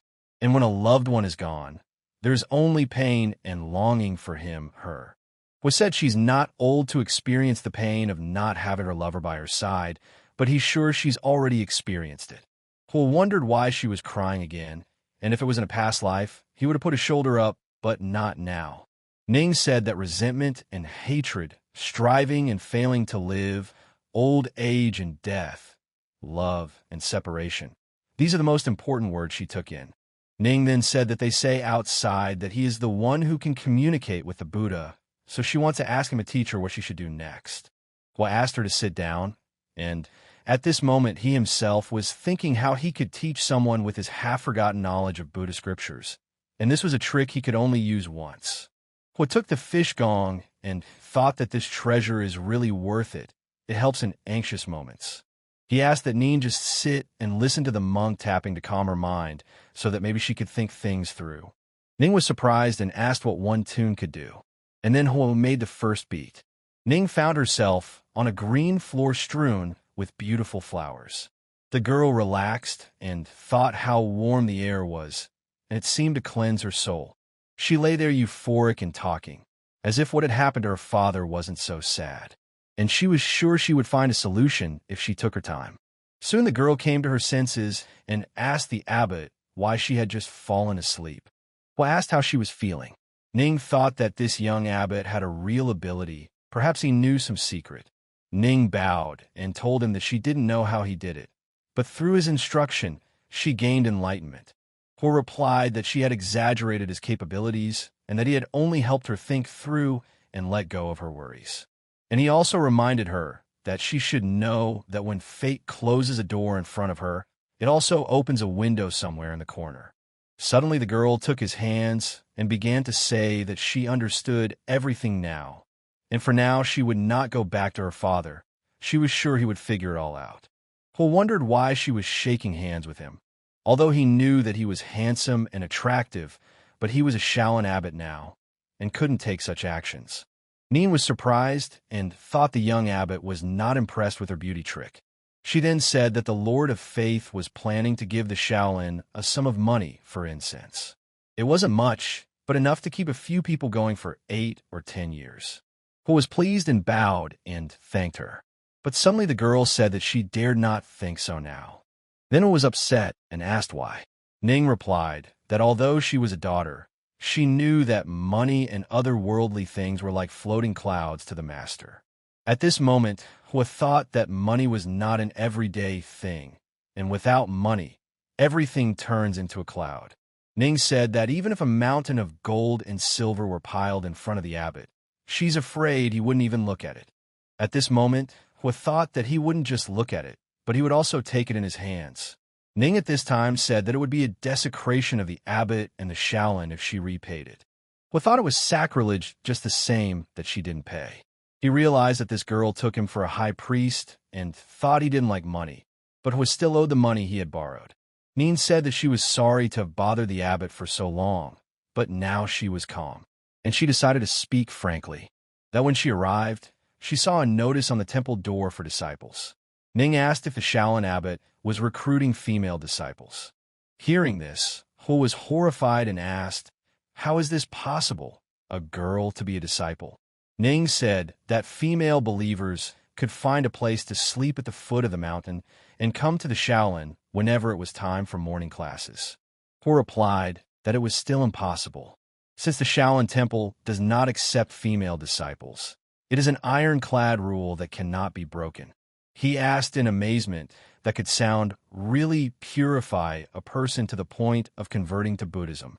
Ning replied that hearing that sound made her want to stay near the Buddha for a long time, and she was very sorry that the abbot did not allow her to do so. And then Ning said, let Iron Bull stay in Shaolin as a disciple instead, so that she could contribute to the development of Shaolin.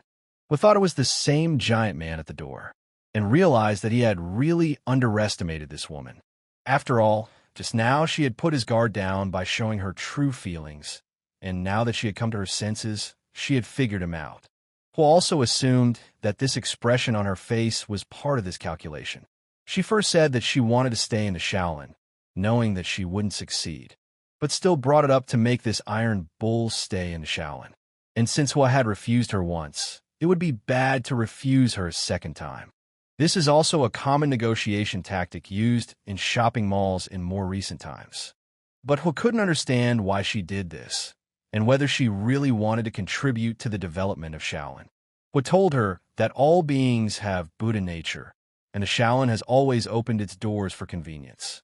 And it's fine if Tainyo wants to stay in the Shaolin, but he has to pass the test first. Soon, when Xiao heard that Iron Bull wanted to stay in the Shaolin, she was very surprised and had a strange reaction. Ning apologized to Abbot for Zhao's behavior like this. Hua replied that it was fine. Xiao asked Madam why they should leave the Iron Bull behind. After all, he is stupid, And why don't they find someone smart and reliable at the main altar? Ning said that the Iron Bull may be stupid, but he is a sincere person, and she is sure he will serve the Buddha well. At this moment, Ning thought that precisely because Iron Bull was stupid, he was the best person for the job, and a smart one would definitely be a bad candidate. She realized that even when she showed her real face in the pagoda, she hadn't caused the Shaolin abbot the slightest change of heart. It was said that he also believed in the sincerity of the Iron Bull's desire to serve the Buddha, and he could join the others in the examination tomorrow.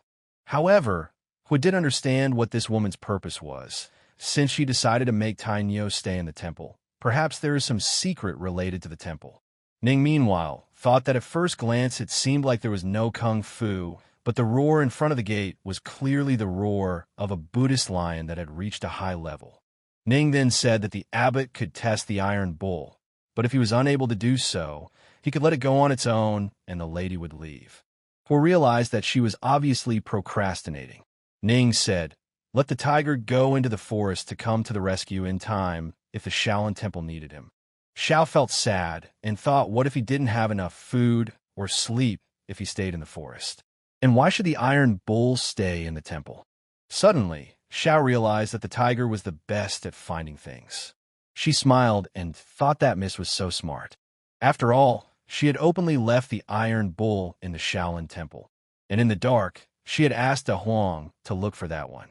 Hui noticed that this girl was smiling like a bad person. Xiao, meanwhile, escorted the tiger out. Ning then told Abbot that she had always wondered in her heart if he wanted to know Wang Juan's true identity. Hui replied that in the eyes of his Buddha, everyone is equal, and even though the girl's status is noble, but in the eyes of the poor monk, everyone is equal. After that, Ning told Xiao that it was already deep night and it was time for them to leave. Xiao agreed. Hui reflected that she was beautiful, skilled in martial arts, had power and status, and a tiger as a pet. But she also has a father who practices malice, so he's afraid she's an unrighteous person. And that was why Hui assumed that this girl was a demon disciple. The next day came. The Shaolin Temple continued to recruit disciples, and Iron Bull was among the applicants, passing the tests after everyone else. If he passes the final test of character, he can become a lay disciple of the Shaolin. After several rounds of tests this time, surprisingly, there were a dozen people who made it to the last level in the test.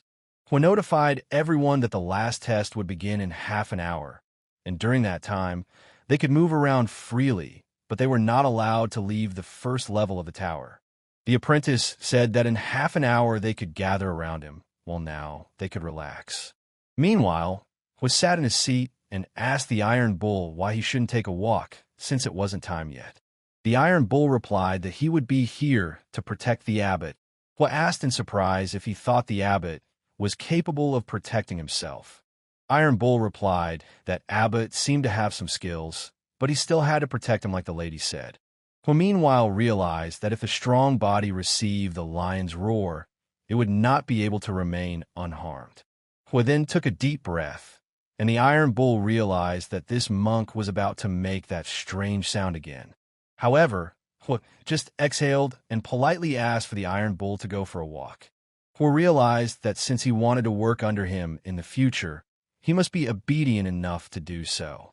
Whether he listened to his mistress or his sister, he must listen to the abbot in the temple.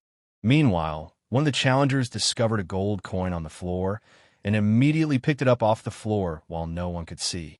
One was watching everyone from the sidelines, though, and noticed it. Soon half an hour had passed. Hui said that time was up and they should bow for a moment. Then he announced that the disciple recruitment exam was officially over. Everyone around them was surprised and asked the abbot that the last test hadn't even started and how could it end. Hui replied that Shaolin is a Buddhist sect, and the first thing a Buddhist sect looks at when choosing a disciple is a person's heart. He said that he had placed a total of 120 copper plates on this floor. And during the break, everyone found copper plates singly or together, but everyone behaved differently. Suddenly, Hui informed him that there were actually only two people who had passed the test. It was Iron Bull and the Su Boy. Hui said that collecting gold is a kind of beneficence, and they distribute the gold to help the needy and do good. So they must not think a mere coin is a trifle, and not to think of evil as a trifle, and good as a trifle. It is necessary to accumulate good in order to bring down evil. The frustrated applicants left the temple, and as they left, each of them blamed themselves for being too greedy and missing the opportunity to enter the temple. Meanwhile, Hua introduced the first Shaolin disciple, Huang Feihong, and said that this was now their big brother. Iron Bull and the Su boy bowed. Hua said that they would become Shaolin disciples after they went with him to pay their respects to the ancestors. They set off, and on the way Hua asked the boy why he was called Su. Su said that he grew up a beggar, always asking for food, and no one gave him a name, so everyone started calling him Su boy. Hua told him that being a beggar while picking up money is not a bad thing, and today he will give him a worldly name, Su Chong. It means a bright future. The boy cried and bowed and began to thank him for having a name now. Hua asked him to stand up, as he would henceforth be a Shaolin disciple and not a lonely beggar. Soon they lit incense in honor of the ancestors. Hua thought that although he had never met the old abbot, he had inherited the memories. He realized that he owed his skill to the old abbot, but he also loved his disciple and wanted Jia to have some achievements.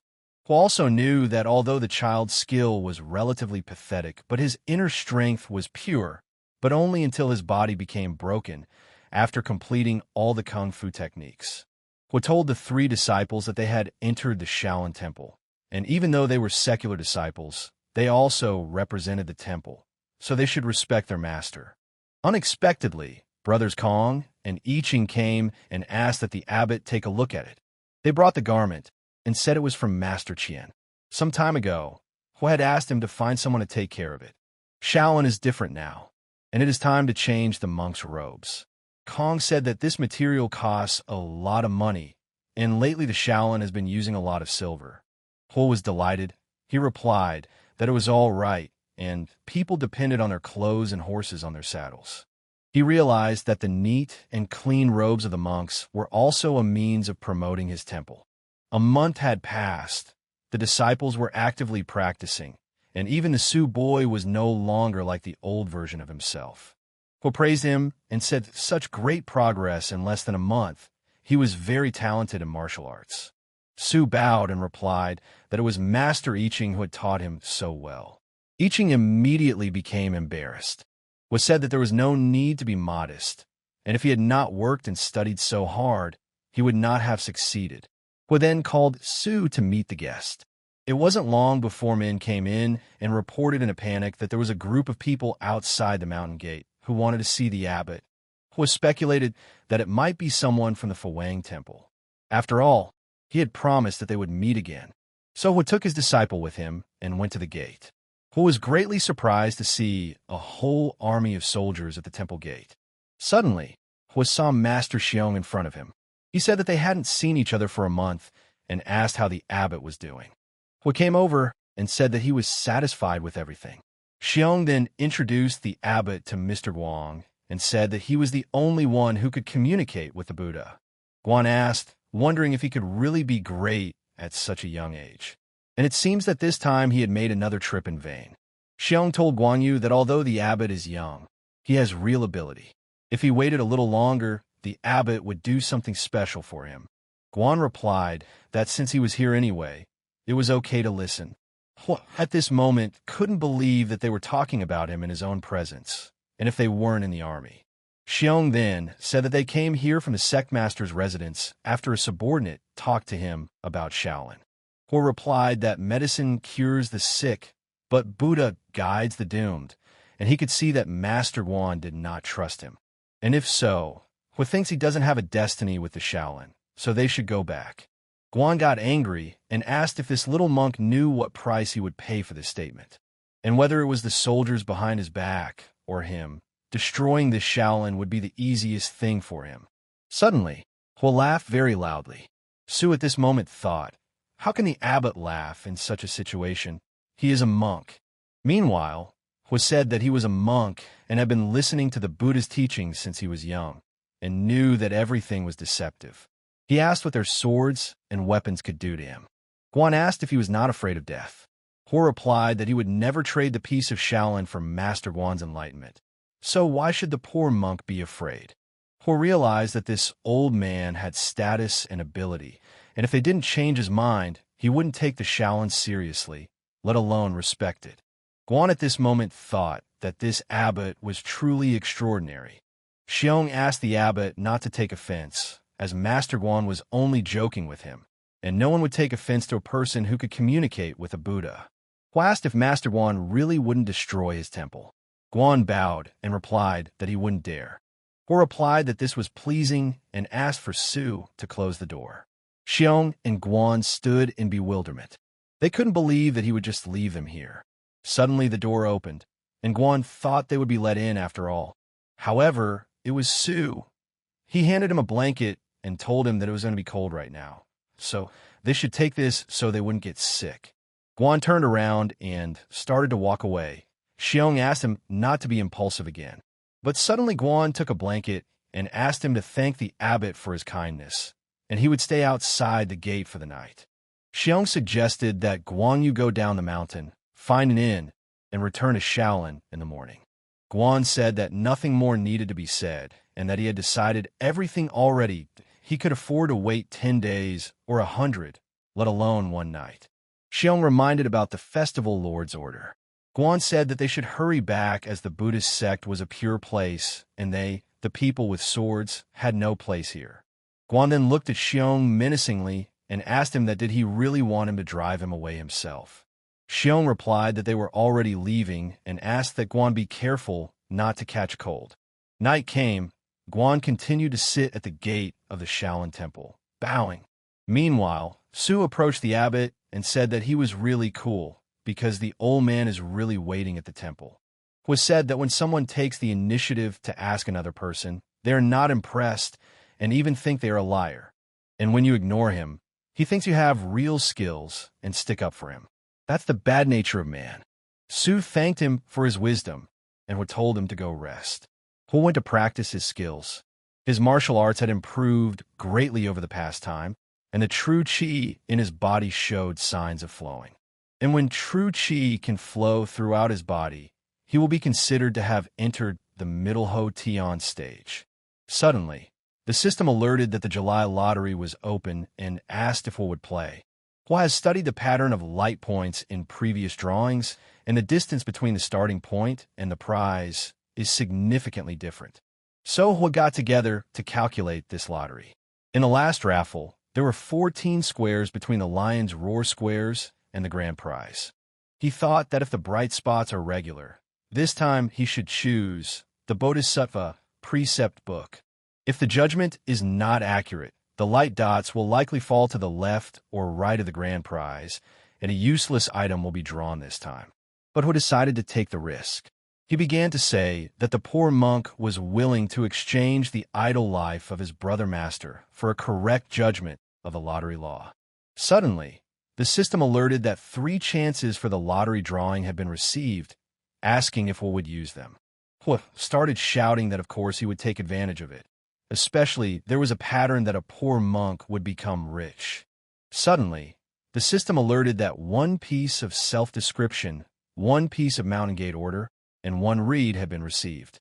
And suddenly something like a portal appeared in the system. Ho was scared and thought that whether the system had crashed and there was a virus. And then horse hooves appeared from that portal, which prescribed a punch to Ho right in the jaw. Ho was startled and asked what the hell. An incredibly beautiful horse looked at him. Ho walked up to it and realized that it was indeed a white horse. He realized that with her, he would become more respectable when he went out into the white world. Ho then smiled broadly and said that life was getting better and better, and so was his mood.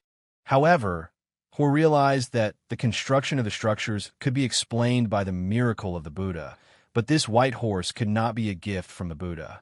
So he escorted her out and told her that she could go in and stop at the entrance to the 10,000 Buddhist pagoda. Ho then began to read that the advantage of this technique was that it did not require internal force. And as long as there is a place to take some power, a person can stay light all the time. According to legend, a Dharma teacher once broke a reed and threw it into the river, standing on it to cross the Yangtze River.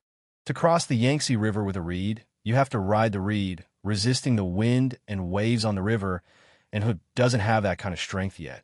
He decided that when he reached a certain level of inner strength, he would also be able to accomplish the feat of crossing the river using the reeds. And as for this book, now that Yijing Ironhead Kung Fu has yet to be practiced to a small degree, it's not worth giving it such a high level of ease. And none of the others are made to learn martial arts.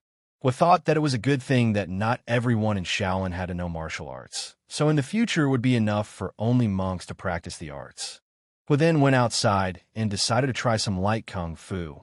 He used a couple of techniques and literally floated in the air. After making a couple turns and landing smoothly, He said it was perfect. He was standing on the roof, and suddenly someone addressed him. He turned around and saw Guan standing there. The surprised Guan began to ask the abbot who he was. He thought at that moment that he had forgotten that the old man had not left. Suo came down and asked Guan if he had rested yet. Guan replied that he was going to rest, but when he heard the sound, he came to greet him. He understood that the purpose of this old man's visit to the Shaolin was to find the tools of Buddhist magic, and at present, he only had wooden fish in his possession. Guan asked the abbot if he had anything to say. He looked at him and realized that he would calm down if he didn't satisfy him. So he told him that the abbot had seen the Buddha again in a dream. Guan was surprised and asked if he had really communicated with the Buddha. He replied that the Buddha often confided dreams to him. Guan began to ask what the Buddha had said. It was said that the Buddha had entrusted him with a dream that he would again manifest a miracle and grant him a mountain gate in the Shaolin. Guan said it was a miracle and that he was 60 years old, but he had never seen a Buddha miracle, and he had never seen anything related to the Buddha nature.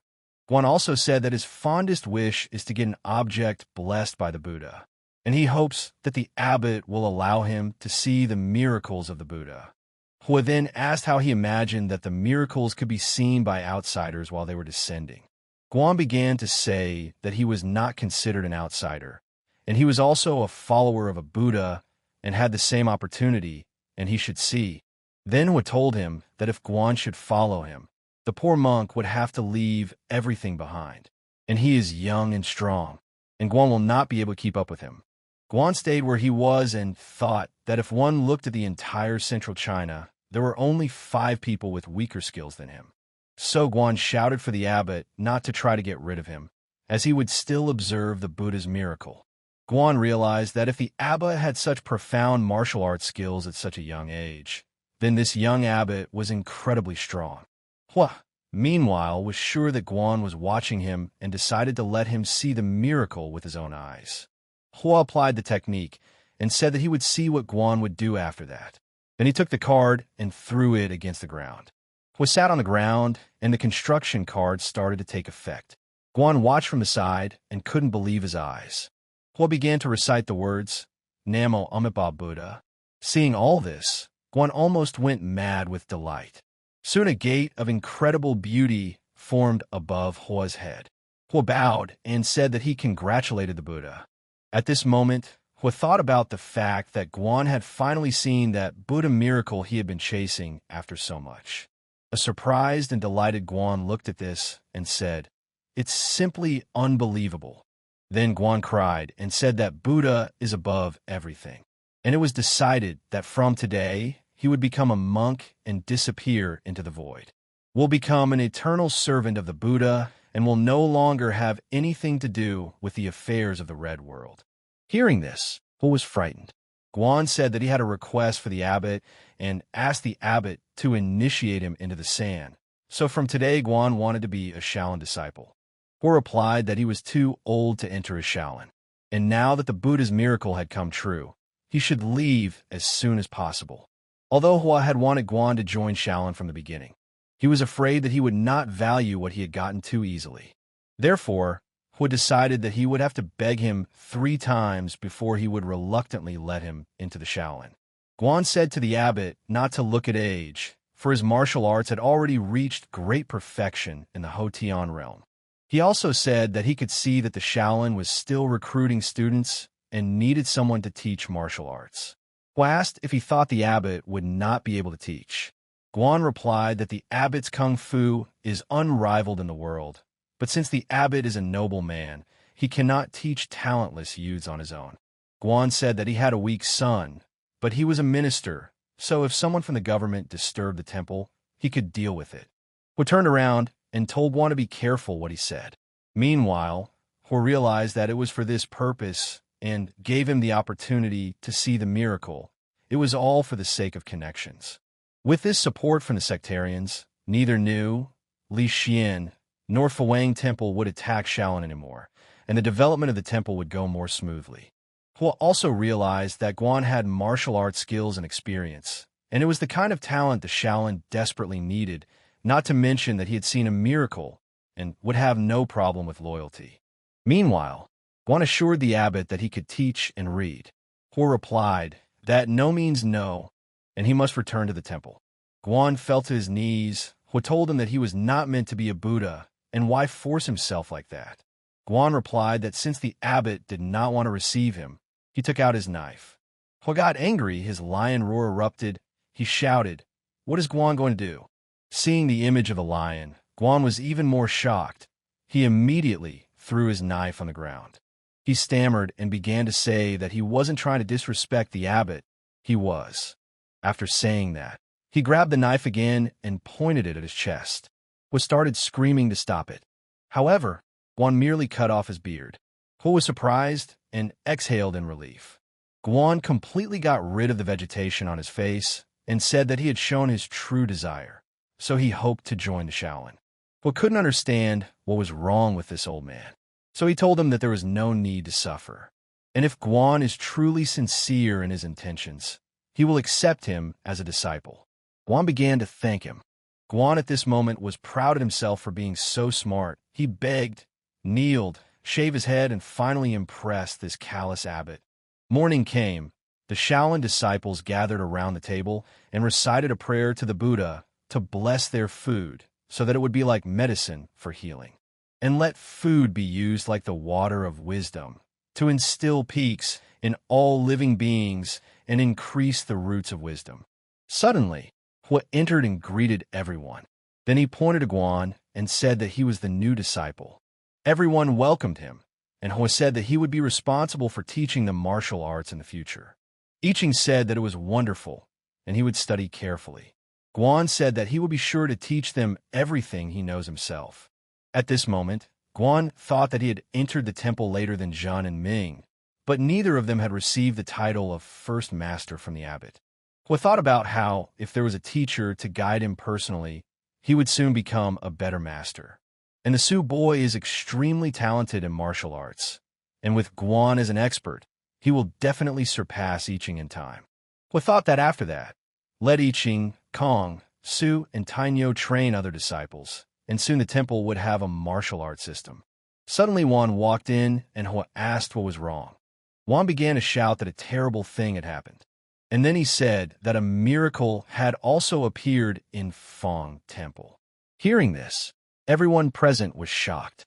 Hua said, since the miracle appeared in the Shaolin Temple, Buddhist followers from the surrounding area have constantly come to see the miracle of the 10,000 Buddha Pagoda. And later, the Shaolin Temple began to recruit disciples, which raised people's enthusiasm. The prosperity of Shaolin inevitably led to the decline of Fuwang Temple. And so it is quite expected that Fuwang, during this period, quietly created a so-called miracle ready to compete with Shaolin.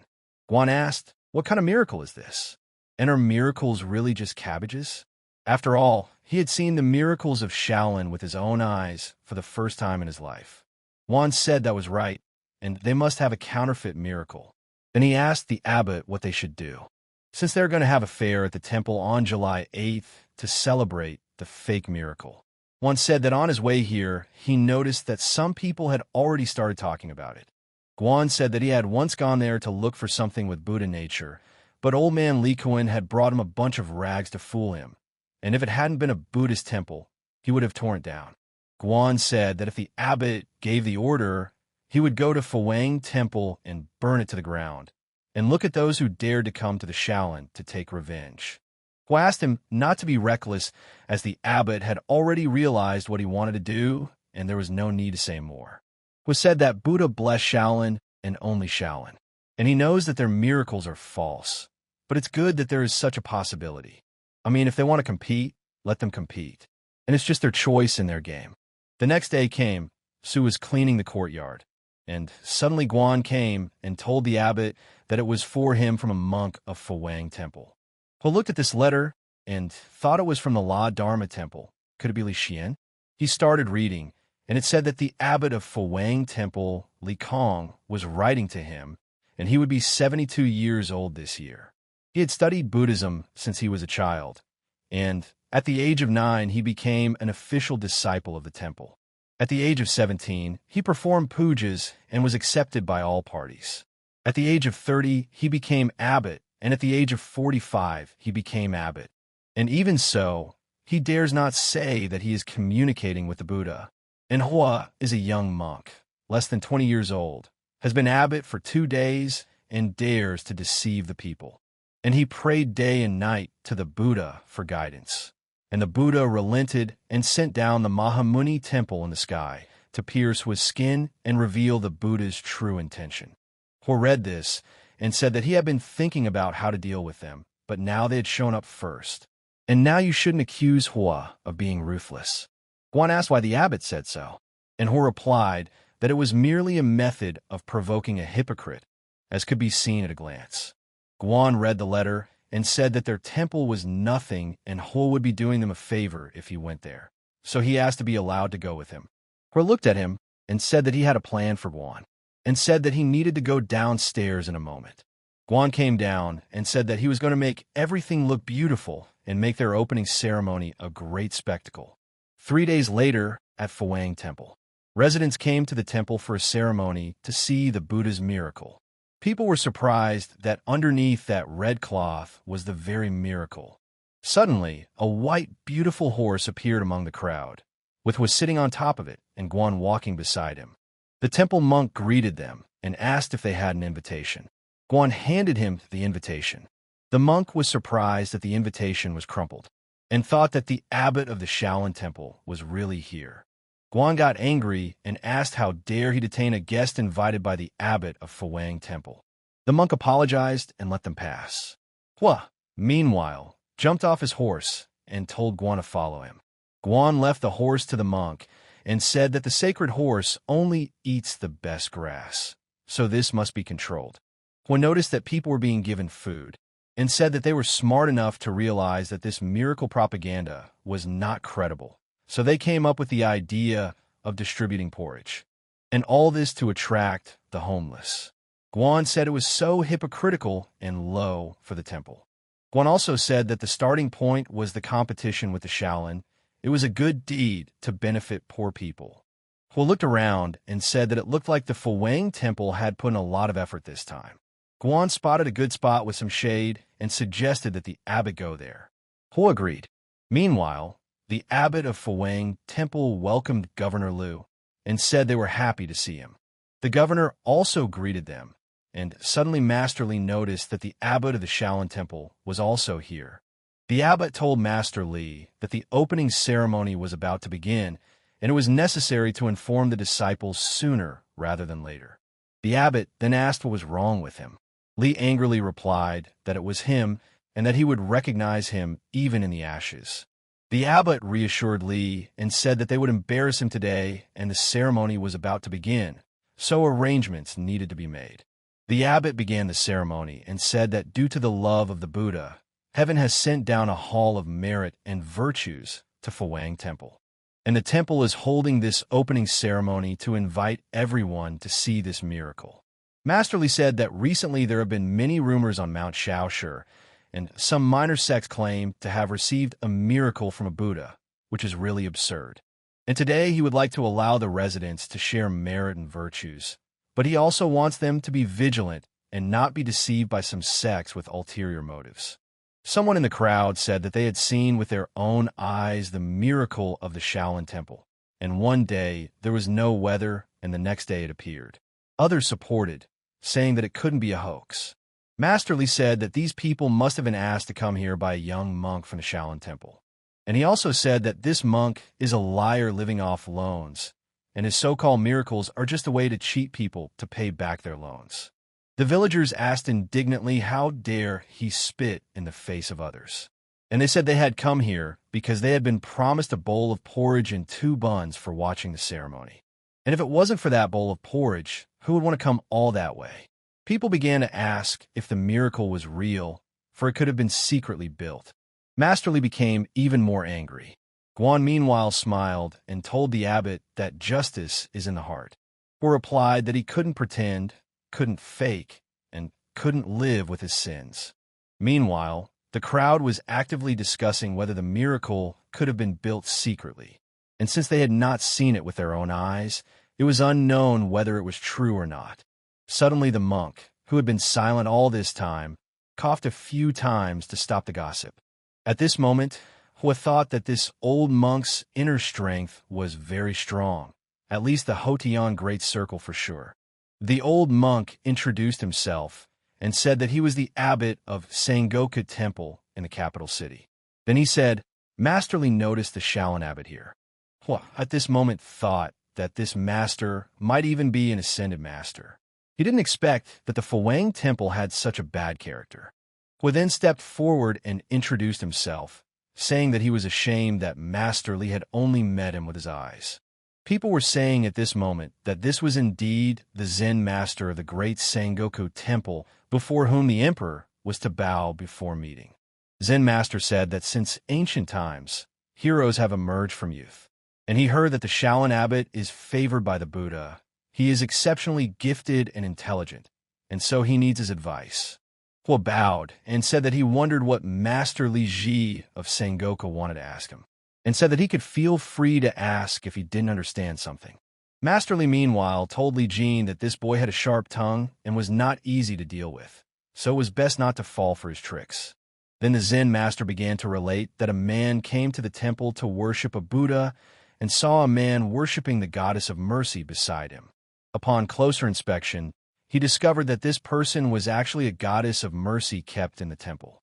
And then Zen asked the Shaolin abbot, "Why does Kuan Yin worship Kuan Yin?" At this moment, Hua was well aware that it was an illusion created by an internal force. Hua said that it is important to seek Buddhahood, but one should never place one's entire destiny on Buddhahood. One should rely on oneself first. And this is the Bodhisattva's step of warning the world. It is better to ask yourself than others. Then Master Zen said that a warrior holding a live fish in his hand asked Abbot Ring whether the fish was alive or dead. How should the abbot have answered? At this moment, Guan thought that if the answer was that the fish was dead, the samurai would let it go. If it was alive, the samurai would squeeze it to death. Regardless, the answer would be wrong. Suddenly, Hua replied that the poor monk had guessed that the fish was dead. Masterly began to laugh and said he was foolish, because when the samurai released the fish, it fell down and was still alive, and the abbot guessed wrong. Hua bowed and said he guessed wrong, but the fish survived and it was worth it. Masterly started yelling at him not to get smart here, as he had created a rumor that none of them had seen the Buddha miracle.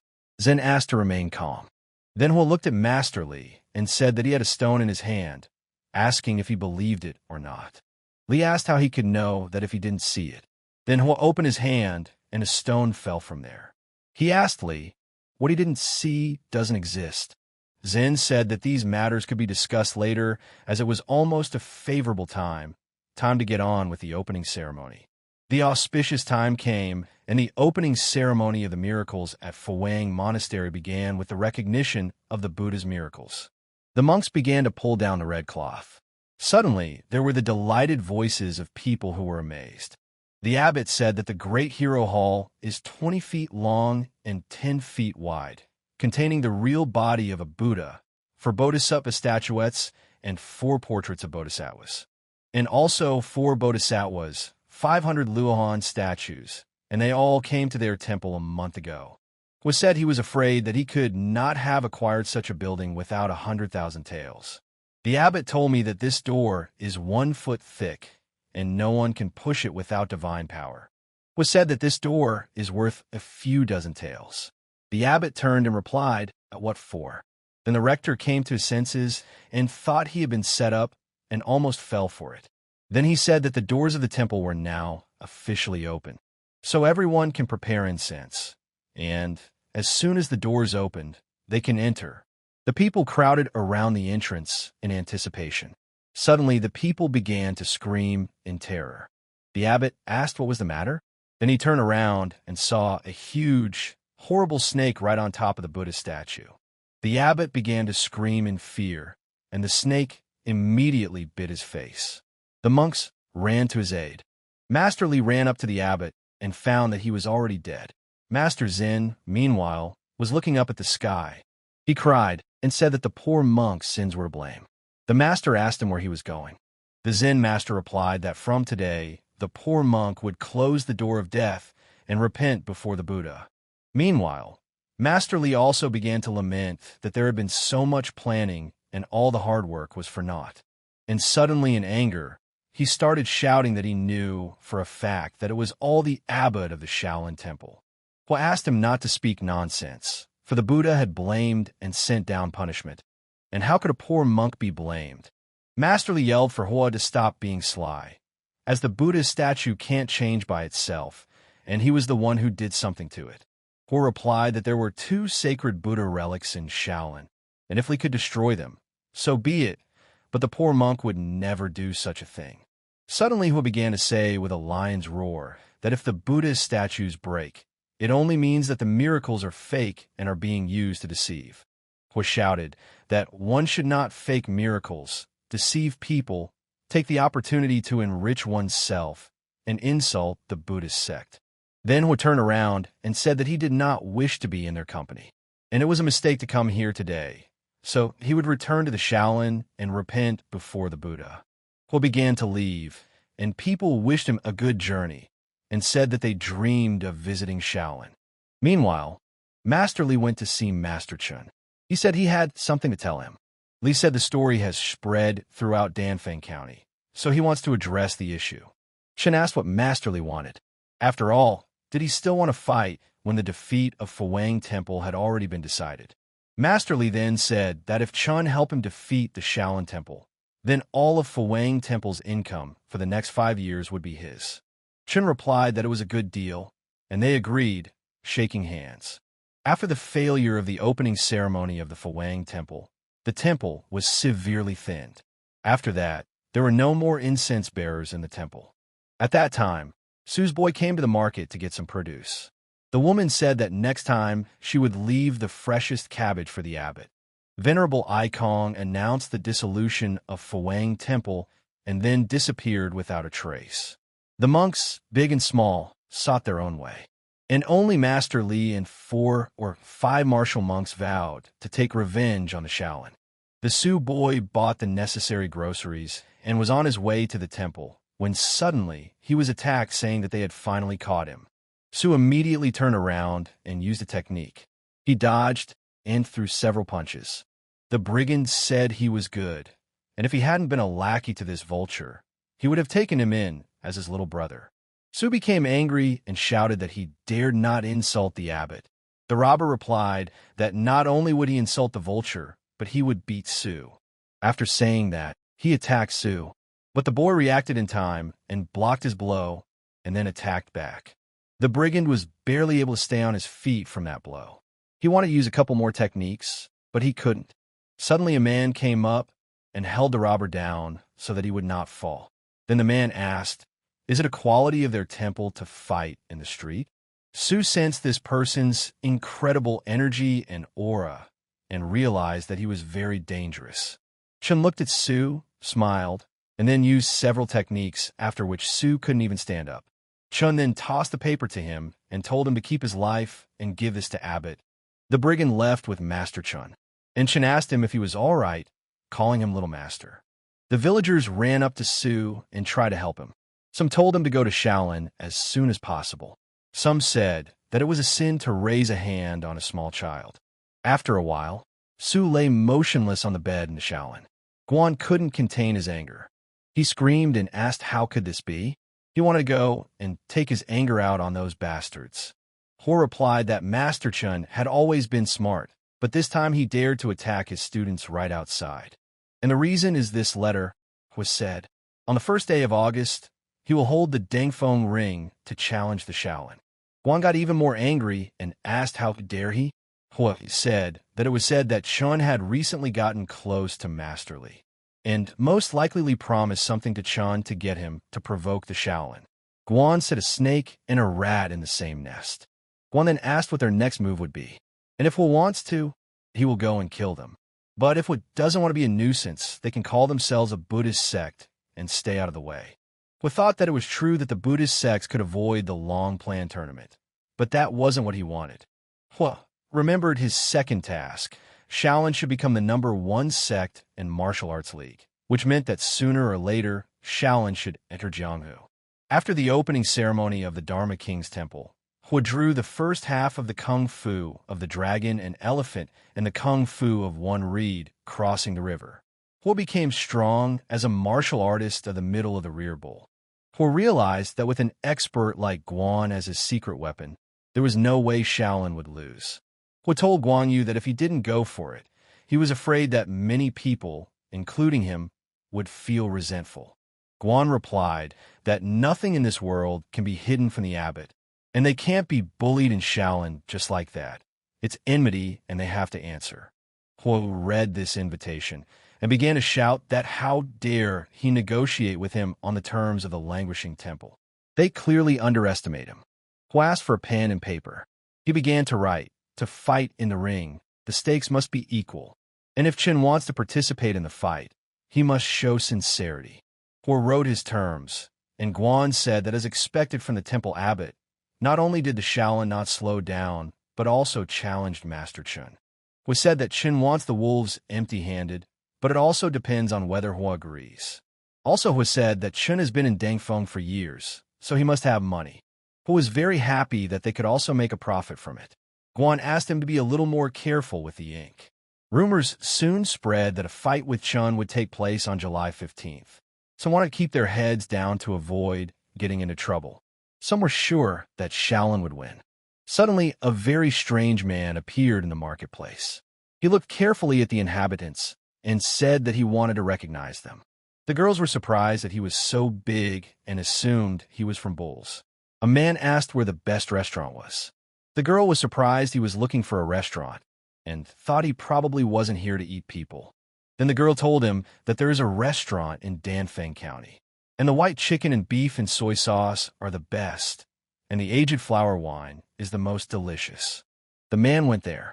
He went inside and asked the guy if he was going to cook food and wine for him and why he was standing there. The guy was embarrassed and replied that this seat was reserved by Mr. Liu.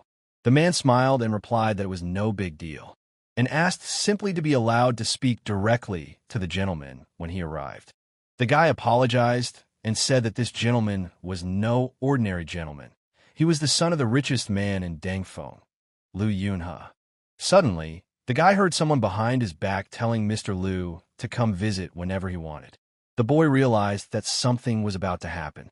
This Liu was sent by his father to study martial arts at school when he was 8 years old. He didn't learn martial arts very well, but he made a lot of friends. And all day long he wanders around and causes trouble in Danfeng County. Meanwhile, the guy greeted him and said that he must have traveled a hard road. Liu gave him a silver coin and told him that it was already a pretty old technique. The guy was embarrassed and said that he wasn't looking for a reward and asked if Grandmaster Liu could eat later. Liu immediately slapped him in the face and told him that how dare he dispose of his food without fear of him trashing his damn diner. Then the guy apologized and said that his seat was unfortunately taken, and although he asked to vacate the seat, it didn't work out. Liu got even more angry and asked who dared to take his place. He told his brother and sister to go with him to meet the man. Soon Liu walked over to the man and put his foot on his desk. The man was surprised and asked what was the matter. Liu called him a wild man and asked him where he popped out from and why didn't he give way to Master Liu right now. The man got angry and asked who he called a savage. Liu laughed and said that he had called him a savage. Upon hearing this, the man didn't hold back. He jumped up and started yelling that he hated being called that. Liu and his friends immediately grabbed their weapons. However, the man repulsed their attacks with a single blow of his weapon. Suddenly the girl behind his back asked if the savage wanted to turn around and get it right. However, the man turned around and grabbed her arm and spun her around and fended off the others with it. The girl flew to the far wall. The others immediately rushed to her aid. At this time, Hua and Guan were sitting in the restaurant on the second floor. Guan said that Shun had deliberately used his connections to defeat Shaolin, to invite a wide range of great men to Dangfeng County to help fight. And this Iron Walker Yushan is one of Chen's invited masters. It is said that he once wanted to become a monk, but because his fighting spirit was too strong, he was not accepted into the temple. So he took on an iron ring armor and called himself a walker. And frankly, even Guan, the person who is about to enter the Ascendant at the completion of Hot Eon, has a very bad headache from it. Hua smiled and said that was why they were here today. At this time, Lu's friends managed to throw the walker out the window. He fell to the ground and lost consciousness from blood loss. At that moment, Lu ran up and started shouting that he would kill him. Lu raised his weapon to stab at him. Suddenly, a small stone flew into his leg. Lu turned around and shouted who dared to throw that stone at him. Suddenly, he saw Hua on a white horse in front of him. Hua said that all creatures are stupid and kill each other, and since he had encountered this today, he would definitely not allow any more battles here. Lu said that this brat had injured one of his Song Mountain sect, so he must die. Hua said that this has to stop today, and if he still has the strength to fight, then he can go after the poor monk. Lu began to ask if the weaselly, stinking monk thought he was afraid of him. Meanwhile, Hua loaded the body of the walker onto the horse. Lu was surprised, for the barbarian weighed at least 200 pounds, and the monk lifted him so easily. Lu asked the monk who he was. Hua smiled and replied that he was the abbot of the Shaolin. The people around him immediately began to tell Lu that the abbot was a divine person and he could communicate with a Buddha, and they advised him to obey. After a while, two demonic entities tried to take Shan Yu away, saying that his life was over. The demon grabbed the walker's face and told him not to resist. At that moment, Shan shouted, and when he opened his eyes, he realized someone was punching him in the face to wake him up. Hua said he finally woke up. Shan asked why his face hurt so much. Hua smiled and said that this was a Shaolin temple and he was the abbot. Shan said that he remembered that it had saved him. A Shaolin abbot who is said to communicate with Buddha. Hua bowed and said he was not the one who saved him. Shan said that before he lost consciousness, he clearly saw a bald head. Hua said that he had saved himself, and if not for his persistence, even if the abbot had come, it would have been too late to save him. Shan looked at him admiringly and said he wanted to become a monk. He wanted to become a monk and serve the abbot from now on, to repay him for saving him.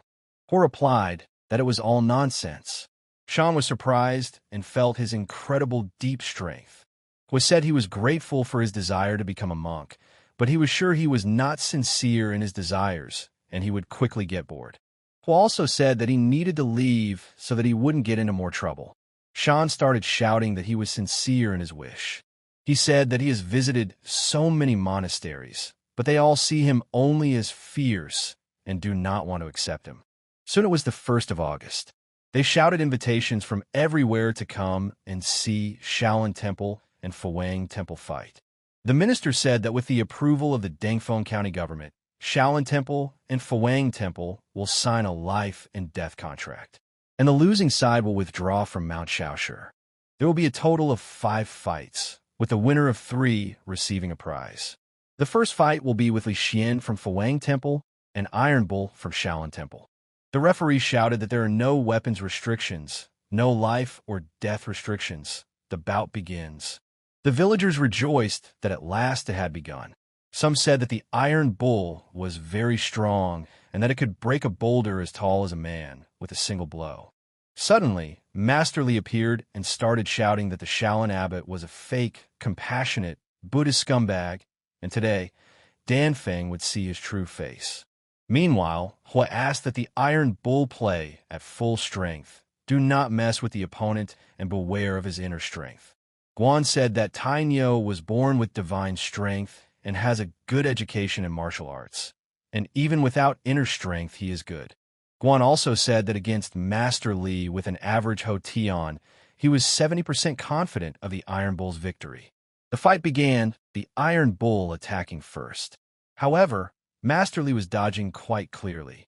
He watched from the side and said, "Did Master Li really have the strength to resist Tai Nio's chaotic fist strikes?" Guan said that perhaps he was hiding his strength. After all, he is a mid-back heaven master, so how could he not have something in his arsenal? Guan realized that if his guess was correct, he was afraid that Master Li's killing move would have little effect on Tai, who had never revealed his true strength to him. Meanwhile, Li thought that this reckless man, so tall and powerful, was moving so fast that it was difficult for him to lean forward on his own. Guan realized that Tai seemed to have no inner strength, so he wouldn't be able to win, and if one bypassed him and then used palm strength, one could beat him.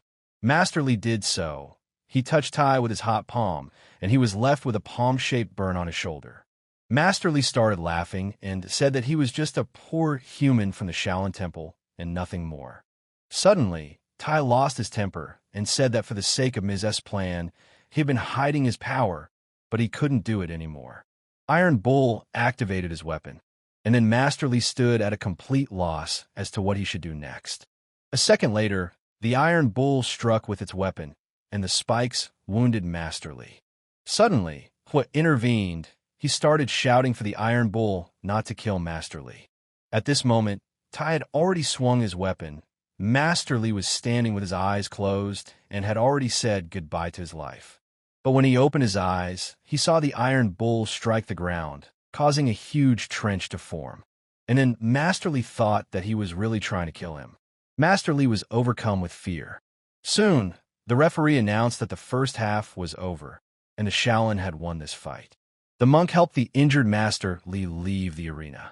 The residents applauded at that moment and said that it was amazing. Some said that the Shaolin Temple really lived up to its name, and they all knew that Tai would win. Meanwhile, was said that Tai did well, but he needs to go and treat his wound. Tai asked why the abbot didn't let him kill Master Li.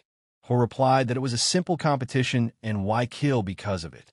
Meanwhile, Chen stood to the side and listened and watched everything. Was said that was already hell for Master Li to be alive. After a while, the referee announced that the second group of opponents would be determined by lot. It was then announced that the second match would be fought Iron Warrior Chun against Shaolin Master Ichin. They entered the ring, and Chun thought that something he didn't recall Ichin being very strong in martial arts. Guan said that Chun is not very strong, but he is still in the middle stage of Hotion. One in Ichin can go higher. Was said that he had faith in Ichin. After all, he had taken care of him most of all after coming to this world, and had taught him the kung fu of the Iron Head and the kung fu of the Dragon Elephant. Meanwhile, Chun started to attack first. Hua thought that from the looks of it, his battle energy was 50% stronger, and he would be able to withstand against Chun. Suddenly, Hua noticed that the Iron Bull was heading somewhere. He walked over to the carriage.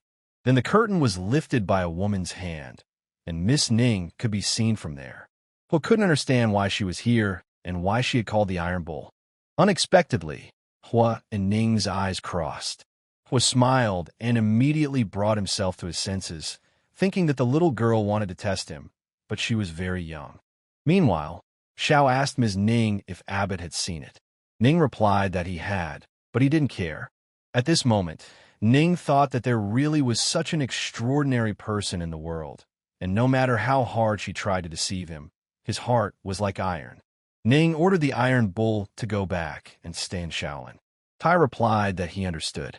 Ning then said that from now on he would be himself and would have nothing more to do with them or his former life. Tai was very surprised, and Ning said that when she returned, she would tell the abbot that after the temple's victory today, she would personally go to the Shaolin and ask the abbot to solve her problems. Xiao asked Ning how she knew the Shaolin would win. The girl replied that it depends on what the abbot wants, and if he wants to win, he will win. Meanwhile, the battle continued, and Hua stood satisfied. He noticed that Kung Fu had increased Ichin's strength, and with the Fuhu fist he had achieved, Ichin had become a master of the martial art. With empty hands, Ichin could easily fight Chen's Iron Fan, and his fists and punches were flawless. Meanwhile, Chun thought that this monk was very strong, and if he acted in the same manner, he would lose to him. Therefore, Chun decided not to fight him at close range and stepped back. Chun then flew up and pulled out his fan that he was going to attack with. Guan noticed this and said that it was a concealed weapon and it was so sneaky. I-Ching is simple-minded and naive. He is rustic and pure, but there are moments when he shows his other side. Such a character would put him at a disadvantage against an opponent who makes good use of concealed weapons. Chun smiled and said that the monk was good and he managed to push him to this level with just external fist techniques, but alas, Shaolin today is doomed to failure. Guan at this moment told Abbott that why don't they admit defeat? After all, they can't afford to lose I-Ching's life. Meanwhile, Chun held his fan up and said that the poor monk was about to die.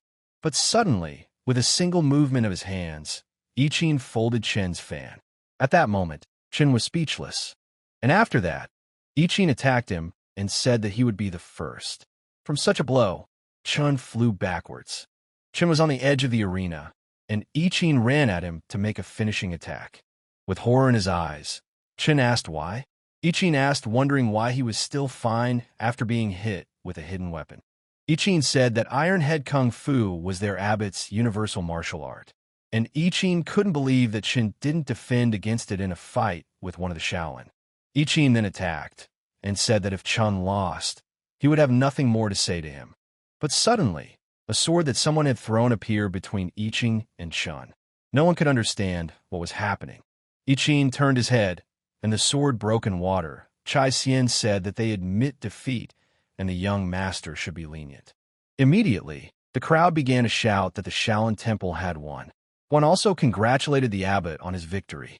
Chai Xian looked at Chun and said that the situation now was such that further fighting would not change anything. Then he started yelling that it was all because Chun was too greedy, and he should consider it a lesson he learned by breaking his fate. And also Chai Xian said that he would return to the mountain with him today to train, and he would not be allowed to leave the mountain until he reached great perfection. At this moment, Hu was thinking that after today, the Shaolin would become the only Buddhist temple on Mount Shaoshi, and this would raise the reputation of Shaolin. Hu then thanked the residents for their support, and said that tomorrow he would lead the Shaolin monks' ceremony in the tower, so those who wanted to come could come. The villagers promised that they would come. Soon evening came, and Hu sat quietly in the backyard of the temple. Suddenly, the gate opened and Ning appeared. Hu asked what the reason was for Mrs. Ning to come to his Shaolin again. Ning said that thanks to his guidance, father was feeling better, but there was something else she wanted to ask the abbot's advice on. Hu realized that this woman was very cunning, and her innocent appearance should not deceive him. Hu said that if the mistress trusts him, she can safely speak directly. Ning said that 30 years ago, the divine monk of the Jinhu world sat on Mount Shomuro and left behind a relic. It is said that this relic can cure all diseases in the world, prolong life, and make a person invulnerable to all kinds of poisons. And if consumed, it can even increase a person's inner strength by 1 year. Such an unusual object attracted many people from all over the world to search for it, but they came up with nothing. Ning said that still her father had found a small poem that talked about some martial arts masters. She began to read that the young man knows no sorrow, in a humble room empty-headed, looks through mountain and water with hope. The water is far away and the sky is high. It was said that Madame Ning is trying to test him, and if he makes a fool of himself now, it's not Madame Ning's fault. It was said that he seemed to have found the answer to this puzzle. Ning asked him to tell him. Then Hu said the first word of the first line, the second word of the second line, and so on. Then the words combine into one sentence, which sounds like high on Mount Shaomu. And then the last line of the poem should be added. The relics are high on Mount Shaomu. Ning was just surprised. She said that the abbot was so talented that she was ashamed of herself. Hu then said that she thought the relics were on the high part of Mount Shaomu, so she left Hai to look for them.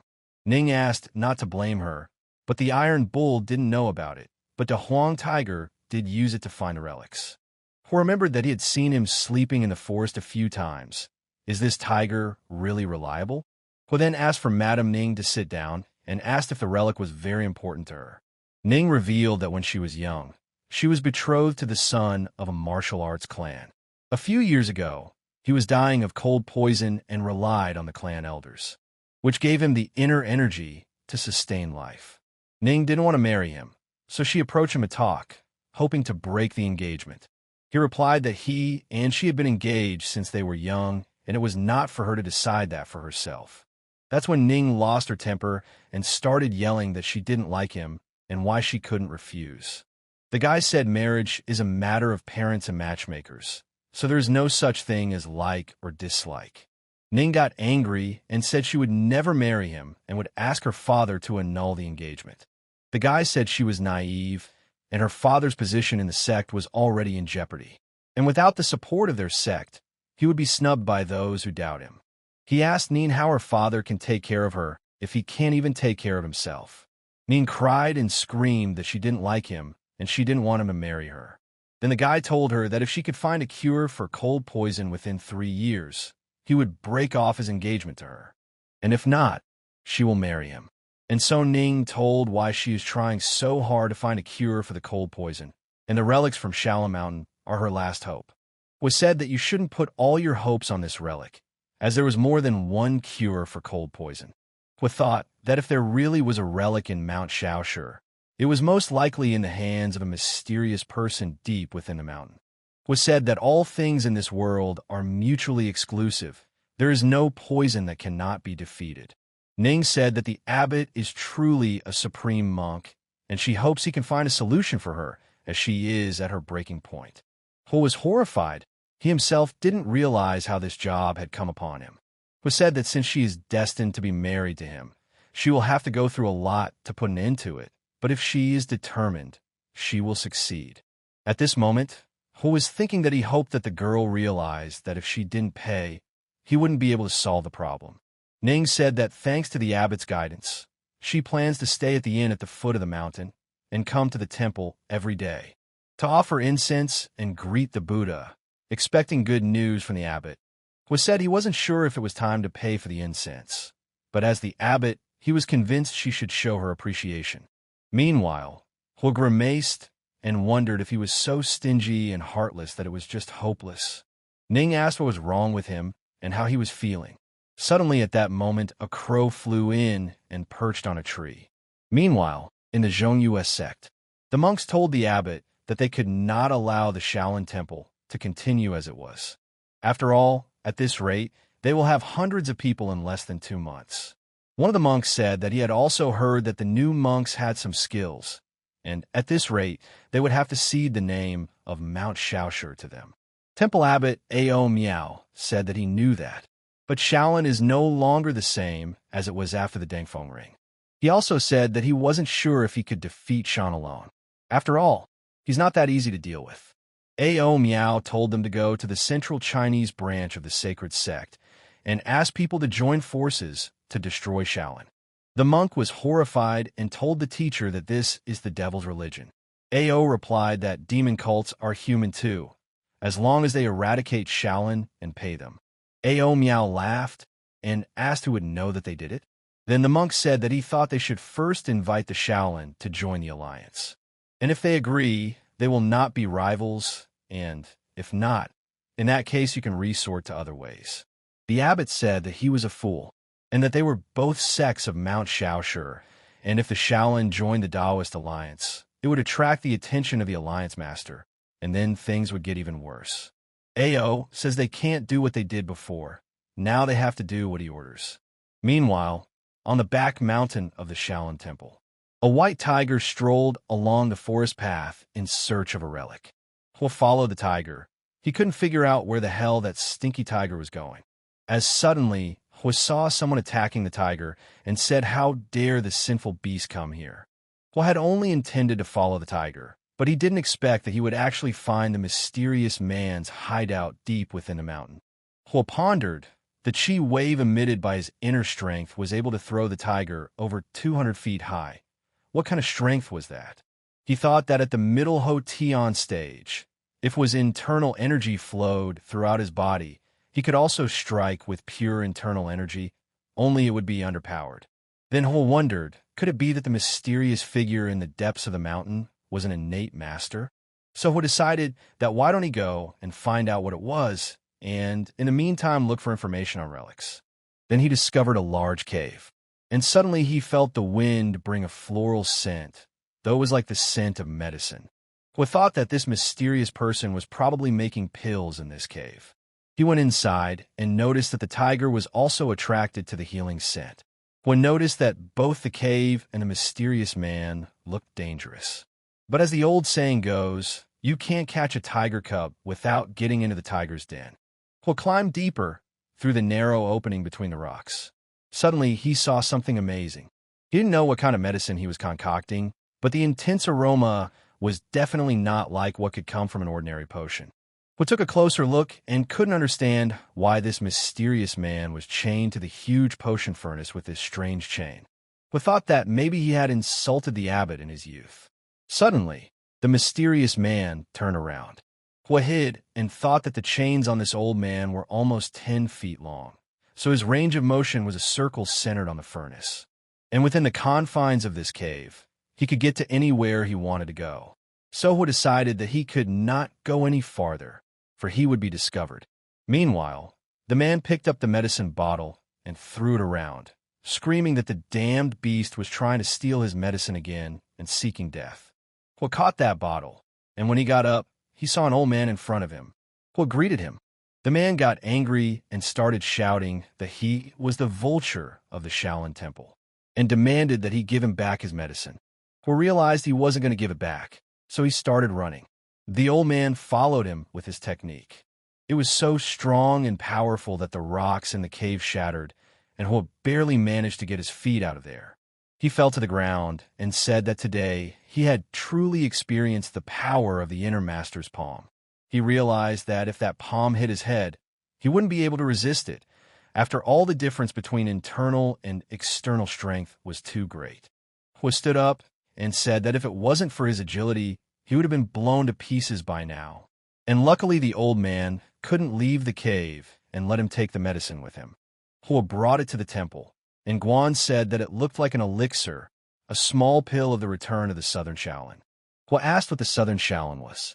Guan told him that there was a very famous temple in the south, also called Shaolin, where monks rarely went for divination or to perform pujas.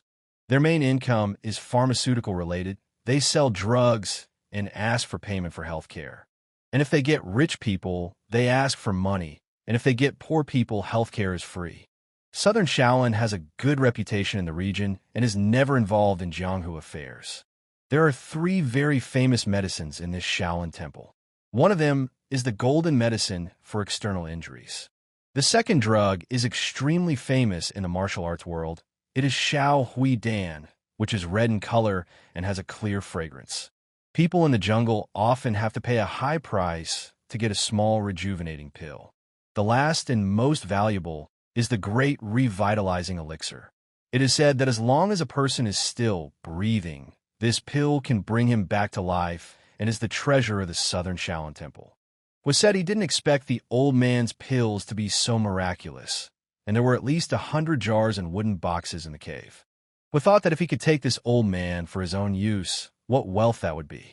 Suddenly, Guan and Hua heard someone outside the gate say that self-cultivation and self-maintenance is not the other shore. And the mind is a snow Buddha who knows that to the left is the western sky, and according to them, it's just a way to fool themselves and others. Guan immediately told the abbot that the first thing he needed to do was to get rid of them. Hua replied that he would go meet them and let Guan go and mind his own business. Hua came out and asked what the teacher was saying. The monk asked in surprise who he was.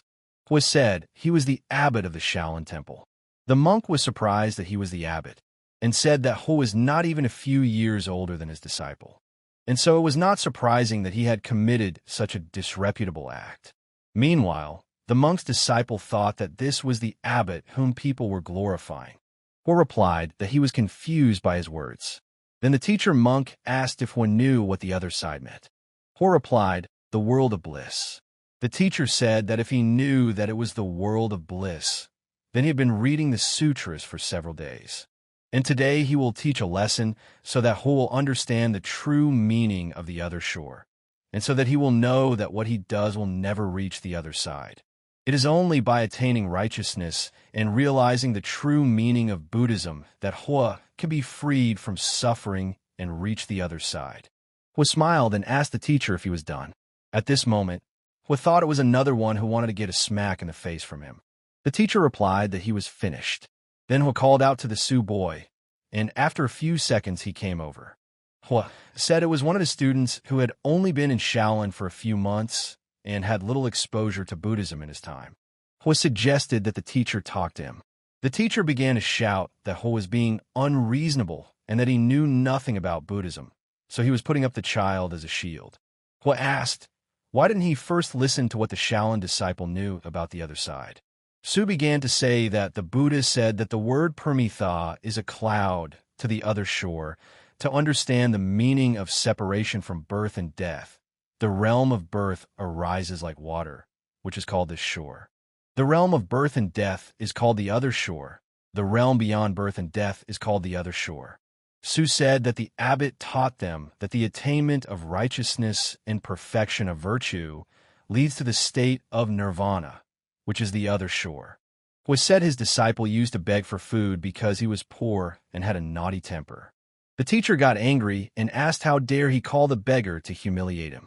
The teacher's disciple at that moment thought it was all over as the teacher was very angry. The teacher then said that he had heard the abbot say that Shaolin is the only place where martial arts are practiced. Hua said that although their temple hasn't existed for that long, the people are united.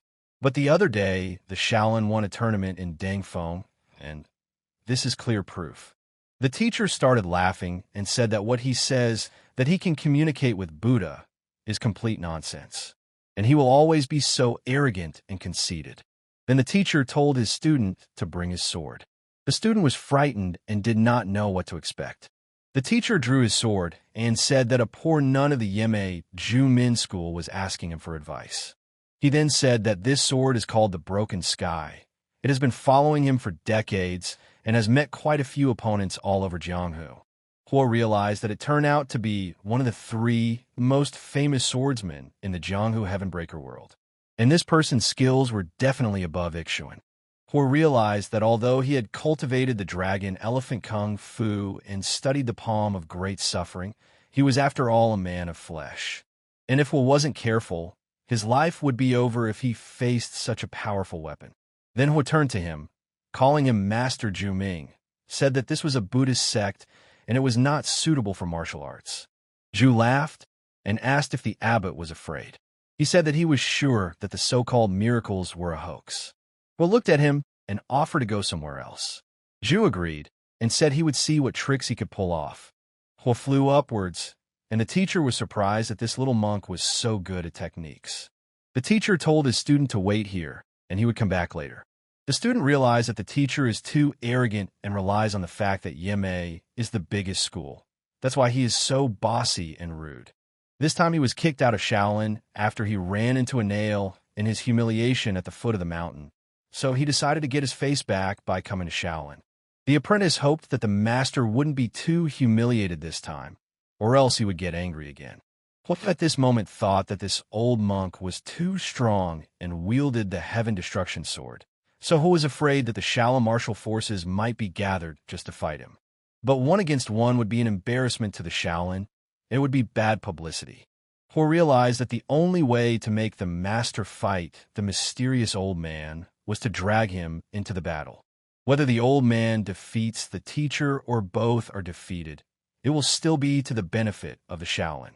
The teacher hasn't caught up with him yet, so there's time to prepare.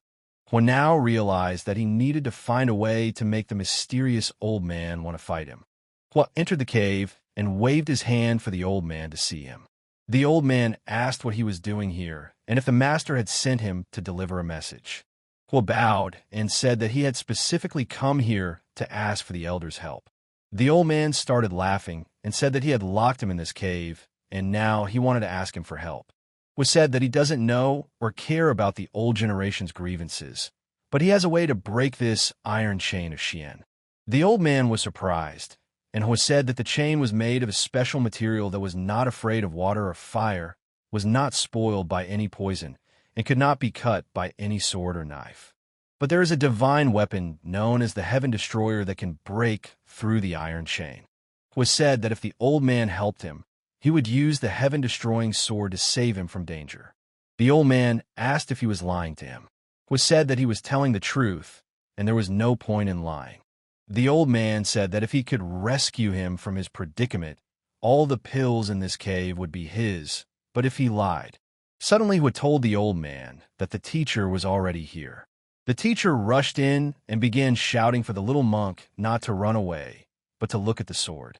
Ho was scared for his life and started to run. He shouted to the old man that now was the time. Suddenly, the old man used the palm technique. The teacher blocked this attack with his sword and said that it was very calculated and sneaky. The teacher then flew up and said that whatever his plan was, he would be able to cut it down with his heaven-piercing sword. The old man said it was pretty good, but not even close to the old him. The teacher did not retreat and began to attack the old man. However, the old man concentrated and showed even more inner strength.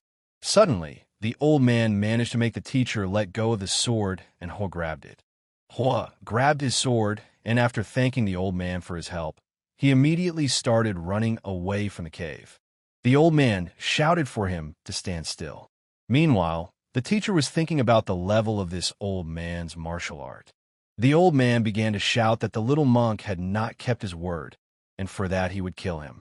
The teacher, meanwhile, also got up and started to leave the cave, but the old man ordered him not to move. The teacher said that this cunning monk not only injured him, but also robbed him of his sword. Now the teacher wants to destroy the Shaolin. Suddenly a palm appeared in front of him, and the old man told him to leave. The teacher did not understand what was happening, and suddenly there was an explosion. The teacher was in the street and saw the young abbot in front of him. His teacher told him that he was the leader of the Yeme gang, and if he died, the gang would not forgive him. It was said it's not like he wants to kill him, and he's the one looking for misery, and there's nothing more Ho can do. After saying these words, Ho swung his sword and cut the cliff they were standing on. The teacher would fall down and shout that the stinking monk would still answer, and he would definitely come back. It was said that life and death are in the hands of life. Wealth and nobility are determined by God. It didn't matter if the teacher died or not. The important thing was that the sword was now in Ho's hands, and he would have the capital to make a deal with the mysterious man in the depths of the mountain. Ho realized that with the sword, he could free this old man at any time. But this man was too dangerous, and Ho would never act without sufficient certainty. Lastly, Ho shouted to the old man in the cave that the Shaolin would soon open for dinner. If the old man was late, there would be no food left. The old man shouted that he would definitely kill this bald scumbag. He should just wait for the moment. Ho returned to the temple and suddenly noticed the little nun sleeping under a tree. Ho approached her and asked why she hadn't left yet. The disciple replied that she had fallen asleep. Suddenly, the girl was startled and asked why Duan Tian's sword was in the abbot's hands and where her master was. Ho smiled and asked that since the sword was in his hands, didn't it mean anything? The girl immediately cried, and within seconds, she started screaming loudly that he had killed her master. Ho immediately tried to calm her down and told her that no, she had misunderstood him and he hadn't killed her master. However, the girl could not be quiet and cried out that her goldsmith was gone and that he had been cruelly murdered and that he was a poor, unfortunate craftsman. Ho sighed and wondered why he was getting such a headache. Then Ho grabbed the girl's hand and said that he didn't kill the master. The girl asked if it was true, and Ho said it was truer than real gold. Ho told her that the old man's palm was very strong and hurt the teacher, and the teacher fell off the cliff and won't recover for another 3 or 5 months. The girl asked where her master was now. Ho said he had come down from the backside of the hill. The girl went over it all again in her head and said that it was the abbot who had thrown the master off the cliff. The girl started sobbing again and said that the poor teacher had traveled such a long way to the Shaolin, and even his body didn't survive. Ho hid behind a tree and asked that she not get on her knees and try to pander to him since he had no morals. The girl looked at him pitifully and asked if he would just tell her where her master had fallen, and she would go get the body. Hua thought that since he became an abbot, he had never been so confused. He is rich in knowledge, but he can't do anything about the crying girl.